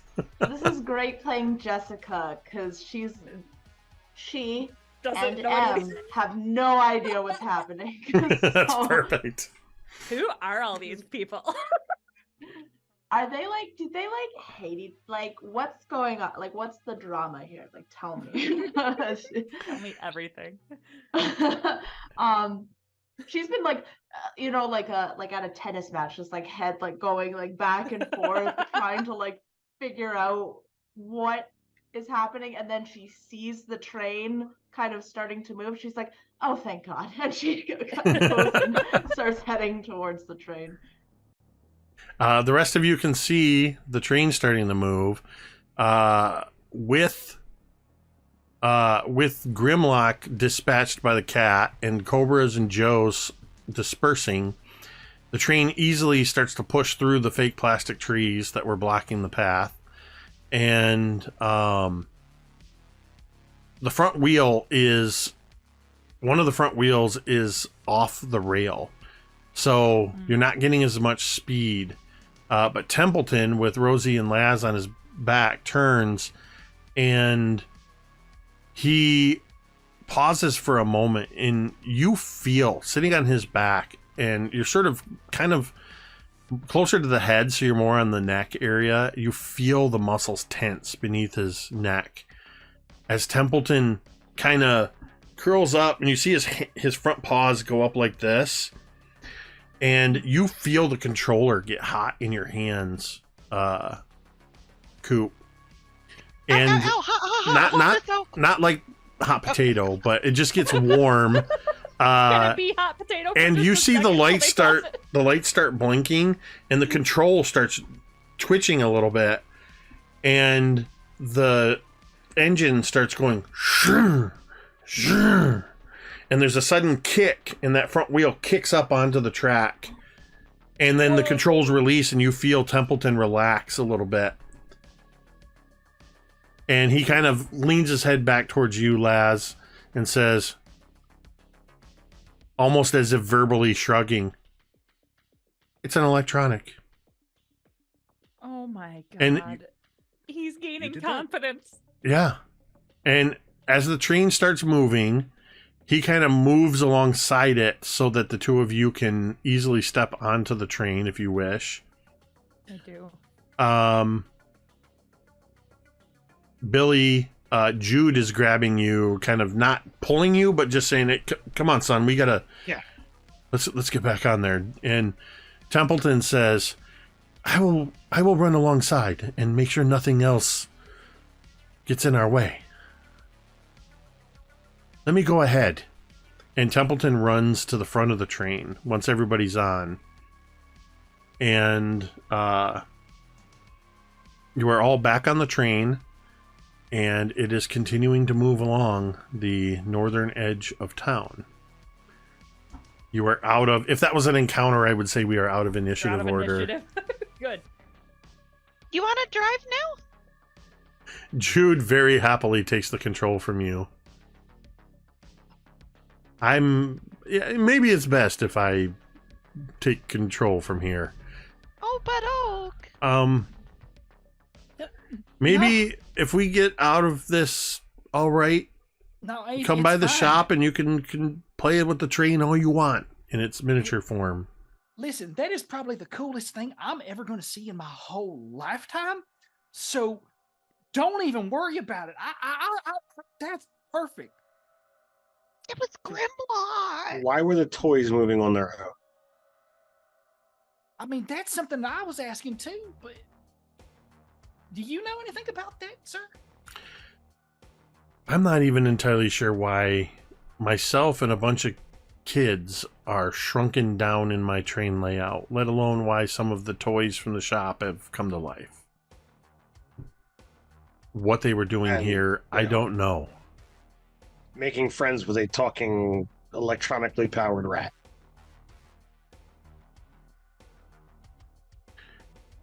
Yeah, there's a whole lot I don't understand, if I'm being honest. Okay. Well, that's a bunch of us at this point. It's okay though. We're all safe. Everybody's fine, right? Well, we should be.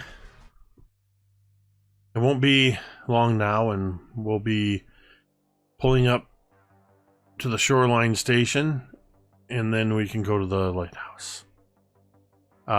After a few minutes, you see the train moving closer to the lighthouse. You see it growing from the distance.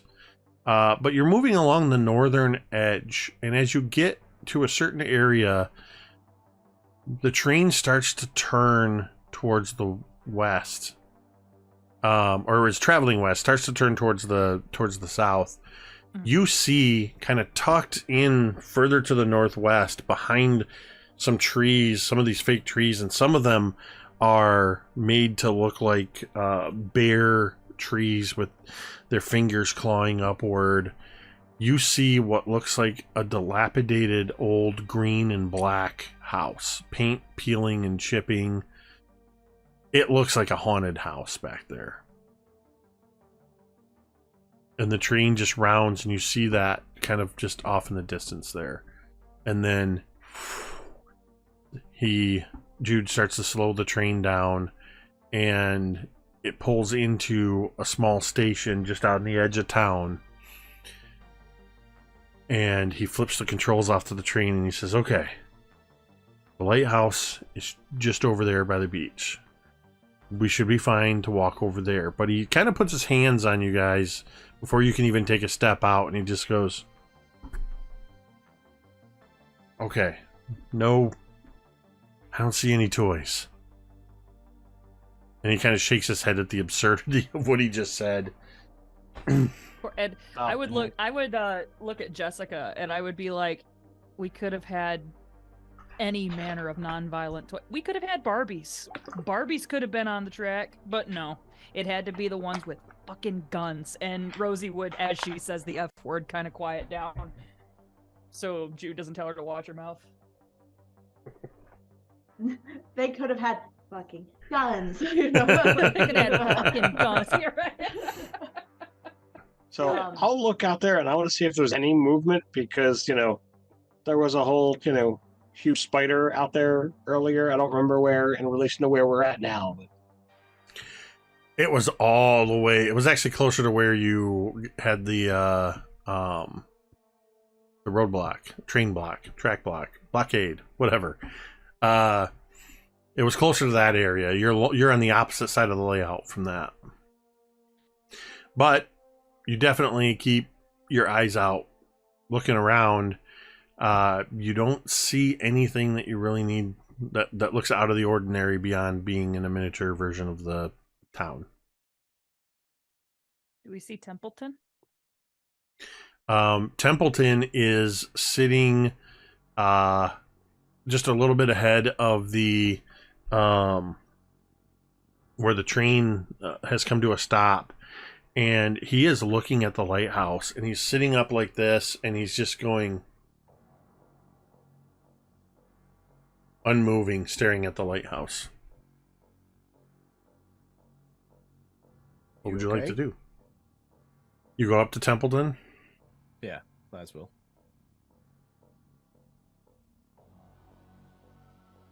There's a lot of power in that lighthouse. Yeah, it's probably got like a really big battery. Is that a problem or? No, I've been able to work with a lot of power. The labs had a lot of energy running in and around them. This is more power than a battery. This feels different. Like a wall outlet or? Like it plugs right into the wall. You mean like a surge protector? This feels like more power than there should be in such a small building. Oh, you mean like something like freaky, like that kind of power?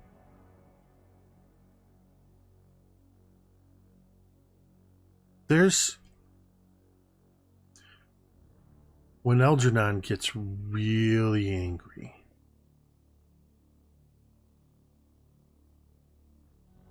sometimes there's a surge of power. But I can't control it because it's not electrical. It's not machinery. It feels like it.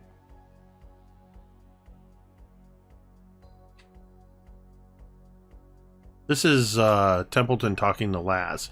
Anybody who wanted to could have walked up to Laz and Templeton and been a part of this conversation, though, because the train stopped. You've all Oak disembarked. would have, because Oak would recognize that, like, out of everybody, he has a weapon.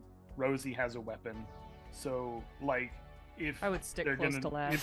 if they're gonna defend somebody from something, Oak would, even though he's hurting, like, he'd like stumble out and kind of like be by Laz's side, so like he'd listen.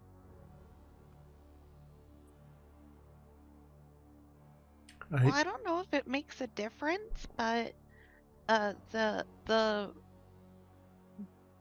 real lighthouse, because this is just the model, but the real lighthouse, you had mentioned had an anomaly, and we know about that. And when Hines focused the light on James while he was running away, he disappeared.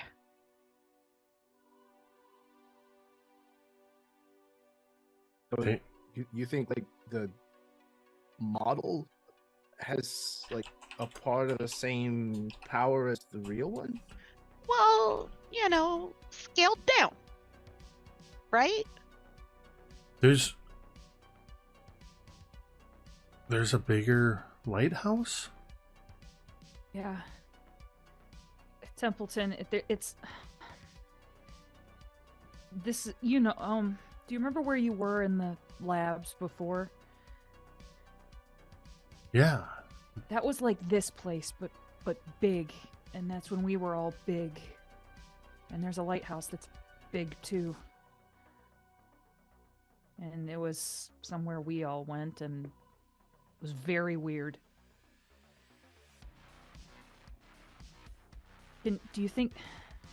I mean, I'm all in favor of a good mystery, but I wanna not be tiny anymore.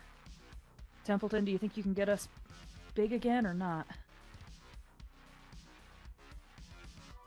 And Rosie seems nervous all of a sudden. As he's talking about Algernon and like, oh, it's maybe like fucking magic. Rosie has been getting like visibly uncomfortable. I can certainly try. And will do my absolute best to help. There's a lot of power there. Hey, Templeton, look, if for whatever reason you're able to do this, and you do end up back in that lab,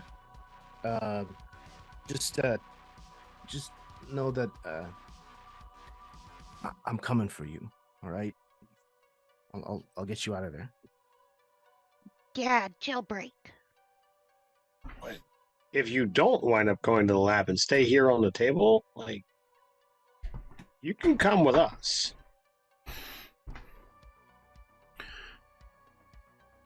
He kind of is looking at Laz from what you said, and then looking over at Billy. Do you mean it? Like, Oh, of course. like I could Yeah. stay with you? Yeah, absolutely. My grandparents wouldn't mind. Buddy, you protected us this whole time. So I don't see why we wouldn't want to keep you safe. But what about if I end up back at the lab? How are you going to find me? There's a lot of dangerous people there, lass. I think that Oak starts thinking about something, anything. I have an idea. And Jeremy, this is entirely up to you. You have your skateboard with you, right? You have your skateboard currently, right? Can I take one of your stickers from your skateboard and use it as a tag for like my brain is just thinking that like if we can find some sort of a visual marker for Templeton that like when we become big, something we will be able to track it somehow. He does have his tattoo. He does. I think they'll all have tattoos, But that's though, a bar. yo. That's true. But that's like a barcode. We might. Are you trying to we mark might still be able to hear Templeton? him. I'm trying to like just take a sticker and put it on a rat. That's all I want to do. As a kid, I just want to take a sticker. And So put it I on a will rat. say, because of your information about your character, Chad, Oak, Mhm. I gotta believe in his notebook he's got a handful of ooze stickers. Oh yeah. Yep. Never mind. I do. You see Oak kind of like digs into his bag, and he'll grab out this like it's like red and green and like holographic in a way, like those like weird holographics, and it just says ooze on the front of it. And he then goes over to Templeton. Look, man, I don't want to. You can say no, but I just want to be able to. If we somehow get separated, I want to be able to find you. So, if it's okay, can I? And like, he holds up the little sticker to his tummy, like to like the little soft part of the tummy where it like wouldn't have hair around it. Would that be all right? I would very much like that. Oh my god, yes. And you see him kind of pull aside the fur on his tummy to expose a little bare spot.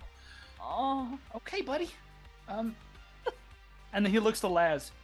You want to do the honors with me? I mean, you're gonna probably end up keeping him, so. No, but please go right ahead, Oak. All right. And he'll just peel the back and just layer the sticker in on there. And all right. You see he kind of looks down at it. What is 3 zoo?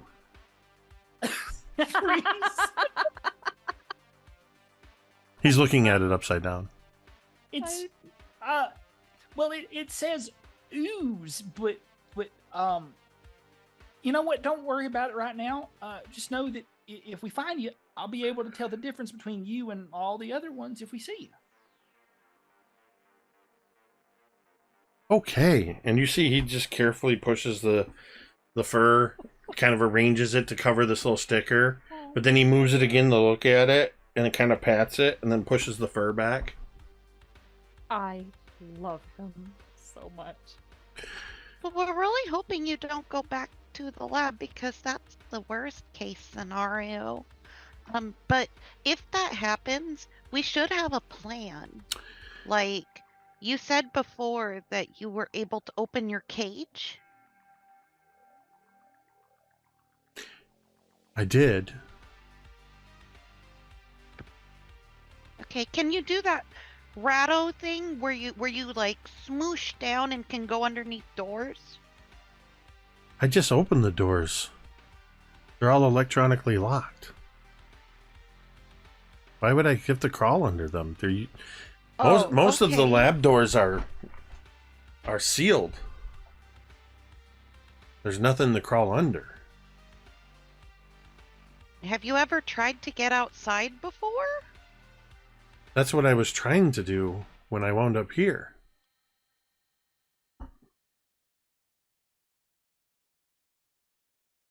Well, because I was thinking, like, if you could make your way outside, we could meet you at the side of the building or the back of the building. We know where it is. I'm worried that if I end up back in the lab and they catch me, I don't know what they're going to do to me. I kind of shoot a knowing look over at the older kids and kind of like, yeah. I have an idea. I'm going to try my best not to end up at the lab. That's a good idea. That's a great plan. Maybe if we covered him with tinfoil. I feel like he's got it under control, Coop. I mean, more than a slice, more than a piece of Reynolds wrap. I think he can probably control that. You hear from over by the lighthouse, which isn't very far away, Jude, who, while you all were talking to the rat, had walked over there, and you see him standing in front of it, and he says, all right, well, I think I can, on my end here, I've done a couple things to switch up a couple wires and create a surge through the battery packs. And you see that he is standing at the base of the lighthouse holding open a green door with a tiny brass handle. Ooh. Do we go in? I think we kind of have to. I think that's probably the only way it's going to work. When I built the lighthouse and I put a lot of the power supplies for the train layout hidden inside it, I shielded it against interference. And from the looks at this scale, I guess I never really thought about it, but it kind of almost acts like a Faraday cage. What is that? Well, it should keep, if we all get inside, contain all of the energy force directed at us. And if this is going to work, that's the best way we can get the concentrated source of the energy. I look back at Templeton and I want to give him like a scritch on his belly, and I want to be like, "Good luck, buddy." And then I start walking off towards the lighthouse. Yeah, Laz will say, "Hey, I'll see you on the other side of this, okay? Don't go nowhere." Well, okay. And good luck to all of you.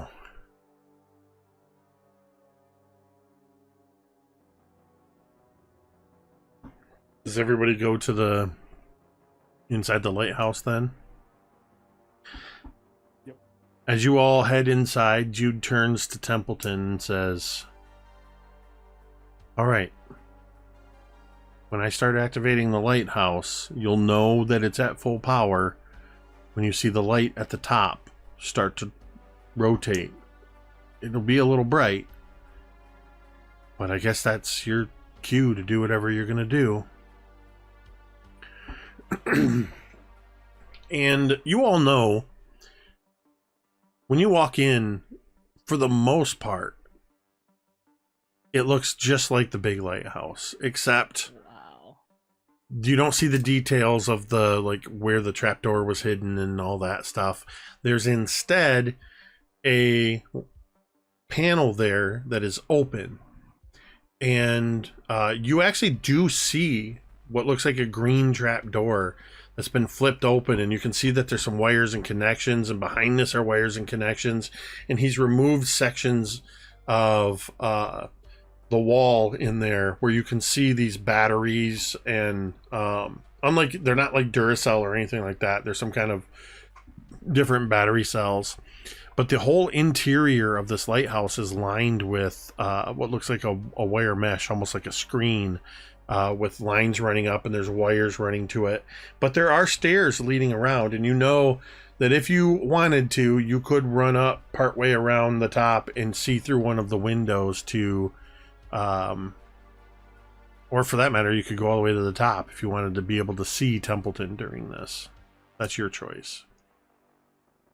Or you can stay at the bottom. Jude is already starting to flip a couple, move around a couple wires, and what were you doing, Oak? I think that Oak would look to Laz and just like offer a hand to him. Be like, "You want to go see him one last time? It's up to you." Laz almost like acts like offended, like he needs to have this kind of comfort, but then he kind of thinks about it for a second. Yeah, okay. He'll take your hand and we'll go up to the top of the lighthouse and like just look out. Jude looks at the two of you and he says, "Hey, excellent. I was going to ask if you guys could go up. When the light comes on, I need you to hold it and focus it on Templeton. I need each of you," and he starts pointing at different places. "I would like each of you to pick a skill and tell me how you're going to use that skill to assist Jude. you have sort of narrative license here within the confines of this lighthouse. He's giving you some base instructions and kind of telling you what to do, but let's go around. You are going to roll. I'm not just going to give you this this thing. You're going to have a say in the fate of this. So let's go around, starting with I'm going to start with Jessica.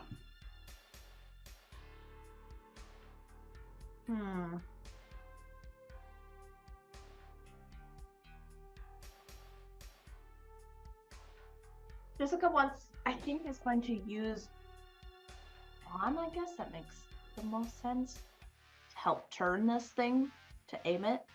Okay, so you're going to go upstairs with Laz and Coop and help focus the lens. Yeah. Okay, that makes sense. You've got experience up in the top of the lighthouse, the real lighthouse. So you're going to be making a brawn check. Laz. I'm going to try to go with grit. I think that at some point during this entire process, we realized that there's like a short in one of the wires, and Laz is going to have to go up and basically complete this short and hold it in place while there's electricity running through it. I'll say that what you notice when Jessica moves the lens, that part of the wire got twisted around it and it caused it to come up short. And you see the only way to connect that is to hold on to the wire and hold on to the terminal to complete the circuit. Ooh, okay. So grit for you. Billy, what are you doing? So I'm going to be, using brains, just trying to follow the instructions, making sure that, what he's saying seems to make sense with all of the other crazy wonkiness that's happened. Also, so Jessica, what is your brawn die? The D8. D8. Laz, what's your grit die? It's my D20. Okay. Billy, what's your brains die? It's my D20. Okay. Rosie, what are you doing?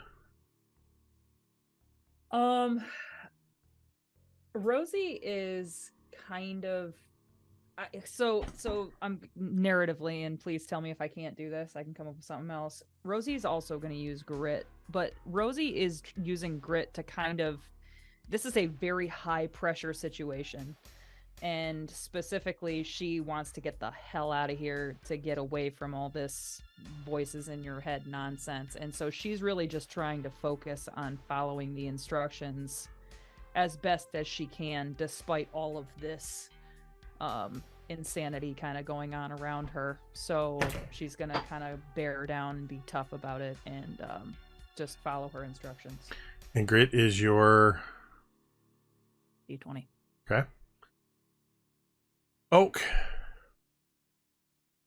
I think that what makes sense for him, just because he's hurting right now, is not something physical, but he's gonna do his best on the other end of the light, and I'm gonna use my brains die, and that's a D20. But I'm gonna use the brains die to look down at the angle of the light and make sure that as it's turning at the right time, it's gonna hit Templeton at the right time, right? Like I'm gonna gauge the angle that we're aiming for it so that it hits. Are you using math? Perfect.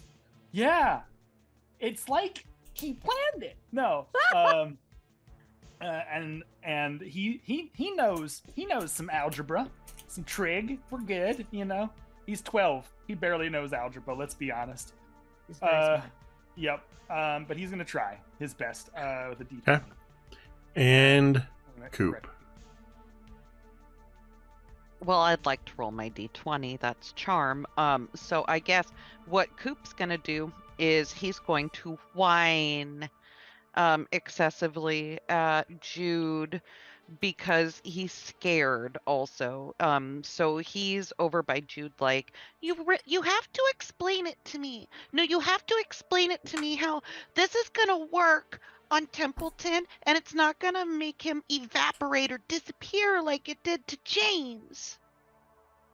You're having us do the exact same thing, and we don't want him to disappear.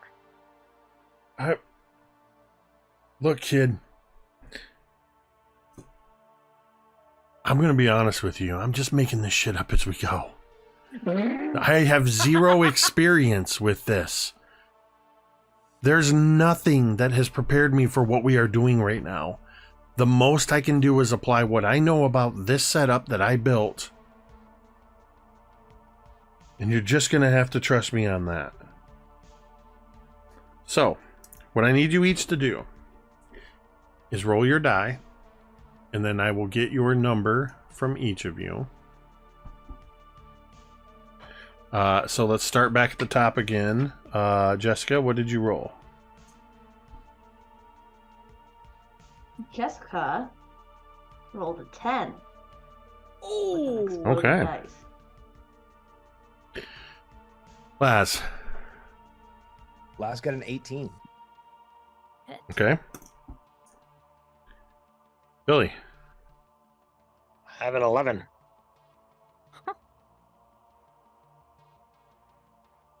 Rosie. 15. Oak. That's a 12. And Coop. 11. Guys, oh my god. We're all All pulling double for digits. Templeton. all double digits, but that's still not safe. That's still not safe. I'm still sweating right now. Like, should we add some pops? Should we add them? I don't know. I don't know what the average is. Okay. I So feel good about this. I feel good about this. I rolled a d12 for Jude's brains check. I added all of your scores together and took the average. Right now,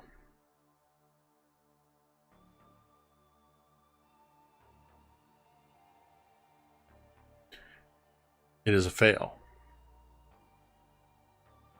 But I haven't rolled Templeton's d20 yet. Templeton. Way to bring down the average there, Judy. So, this is a planned action.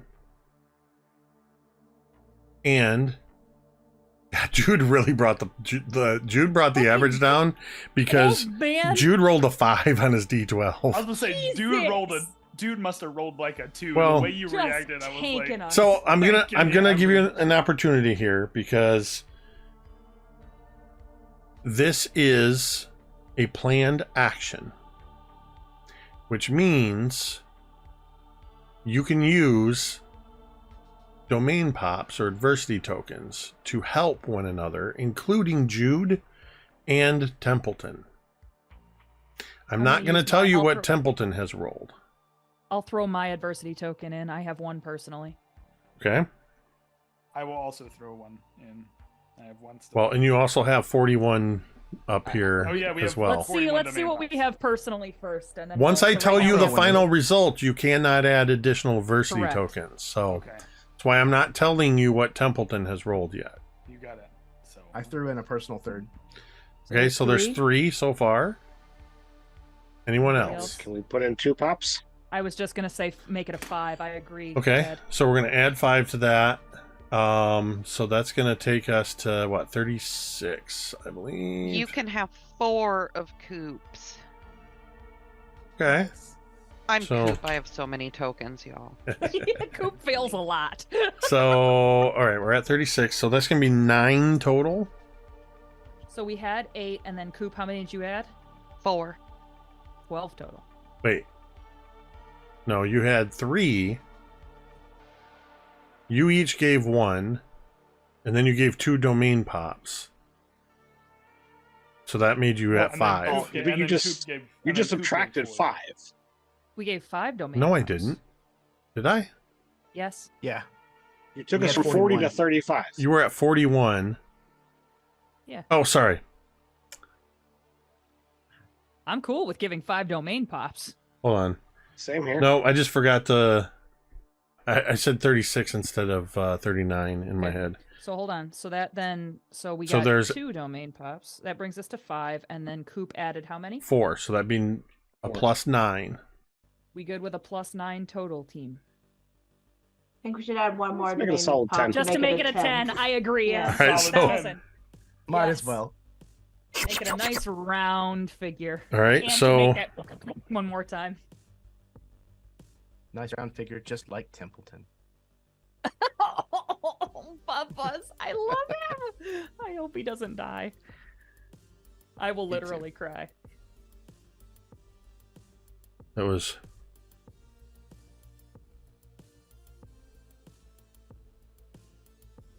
okay. Oh man, moment of truth. Here we go. Before I resolve this, does anybody want to roll on the D100 table? You don't have to. I'm just No. kidding. No, don't. Is this already stressful enough?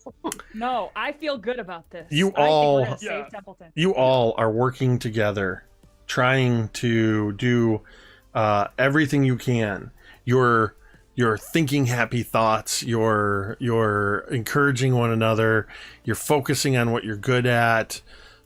You feel the electrical current coursing through you, Laz. Billy, you are seeing where Jude is actually making mistakes, and you're correcting him. Jessica, you're seeing where Jude is struggling to move certain pieces and hold them, and you're you were upstairs. You're seeing where whatever they're doing downstairs is causing you to have to fight with this lens, and between your physical brawn moving it and Oak telling you where to exactly where to point it, you see this light suddenly start to glow and power up, and you can see that down below, you see Templeton is kind of doing this. It looks like he's casting magic. He's holding his hands out, and you start to see the hair, all of his fur start to stand on end. Puppy boy. And you see all over the train layout as lights in the city, in the little miniature paradise, little miniature cars all over the place. Lights start going. You even see all around, it lights up as if it were bright daylight as lights inside the shop start coming on. Fluorescent tubes start, and you see now the light suddenly strikes Templeton as it comes down from the lighthouse, and you see it catch moving across his body, and you see that light seem to glow in his eyes. They're glowing red, and you see it travel to his hands as he's focusing on the lighthouse, and then the light, you move it just into center, and there's this red, green, yellow holographic reflection as it strikes the ooze sticker on his belly, and there's a brilliant flash of light, and all of you feel as if the ground has dropped out from underneath your feet. And you come crashing to the floor. And it is deathly silent in here. Laz, Jessica, Oak, you're upstairs at the top of the lighthouse, on the floor, dazed. Laz, your hair is smoking, standing on end. Your fingers are tingling, your whole body vibrating. Jessica's lying on the floor too. Billy and Rosie and Coop, you've fallen to the ground down below where you were helping Jude. Jude is standing there with his glasses askew and sort of one hand up holding a switch, and he's kind of just laying there in a daze. A little bit of smoke drifting from him as well.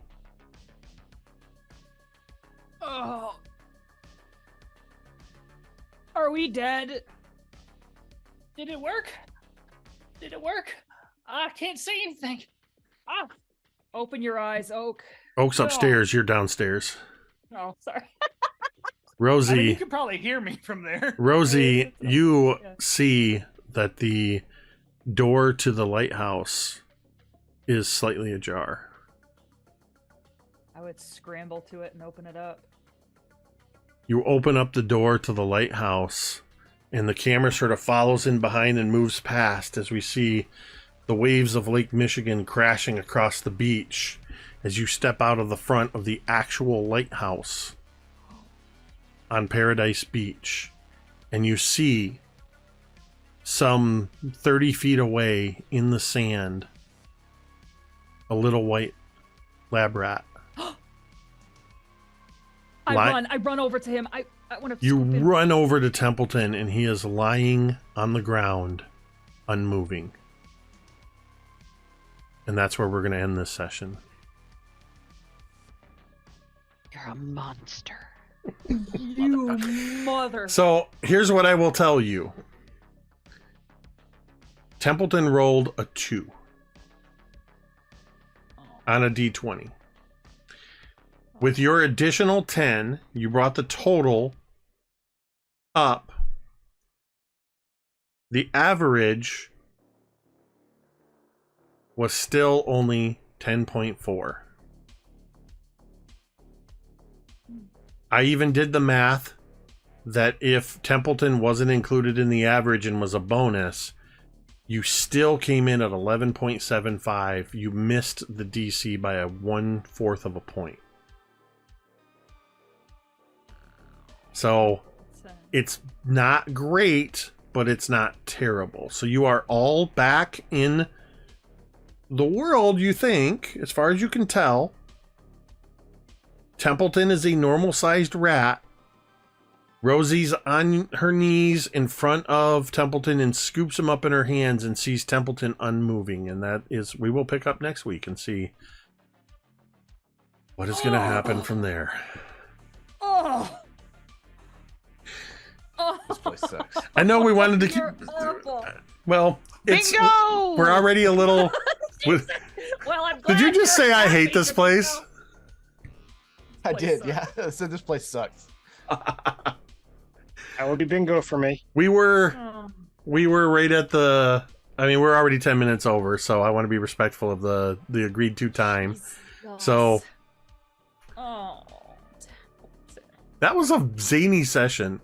Even I didn't know it was going to go to the places it did, but I loved it. I was not expecting all of that. That was amazing. I told, because you guys all got up and left at the break, Chad stuck behind. I said, my original plan involved maybe Optimus Prime. And then that's when I got the idea, let me just ask the audience what they think Just and whatever follow they them. say. And I was going to go with the first couple suggestions, and it was literally Transformers, the Dino kind, and G.I. Joe. And I'm like, all right, there you go. Specifically. And I'm like, okay, I Grimlock's the only Dinobot I know, and I knew a bunch of G.I. Joe, so I just started naming stuff off the top of my head. Yeah, but there's no Snake Eyes. No, for whatever reason, I didn't think of Snake Eyes right away. All right. You got me right in the nostalgia. I had to have Cobra Commander in there just so I could do Cobra Commander's voice. And I remembered that I'm just glad Scarlet... you didn't have Serpentor. Right. I remembered that Scarlet had the sort of Southern Belle voice too. Oh my god. But yeah, that was a lot of fun. I hope you guys all enjoyed that. That was Good times. our 12th session. What was that? Big Trouble in Little Paradise. Next week will be our 13th session, so I'm sure number 13 will not have any meta ramifications. So next week will be our next session. Reminder, please tune in to Nerdarchy tomorrow at 8 p.m. to catch the Old Guard with me and Ted, and be back here on Saturday night at 8:30, somewhere in there. Show up at 8. Then if we don't start till 8:30, you're early. For Mythos Investigators, our Call of Cthulhu series. And then, So thank you everybody who tuned in to join us. If you're somebody that likes to lurk in the chat or you are watching on the VOD at a later time, we appreciate you and hope you enjoy the presentation. Thank you to everybody who helped support the channel. Always appreciate it, even when my own players subscribe and gift subs and all that stuff. I love it. I know they're meta donating for their own benefits, but I don't care. That's how it works. But thank you to all of you, and a huge thank you to all of these amazing players and friends. I look forward to this game every week. It's so different than anything that we play normally. So I absolutely love all the fun we're having together. So a huge thank you to Chad, Tamiko, M, Carrie, Ted, and Jeremy, without whom this would just be me talking to myself for a couple hours. With that, we're going to go ahead and end the stream the same way we end every stream, and you can say it with me if you want. Sweep the leg! Is half the battle.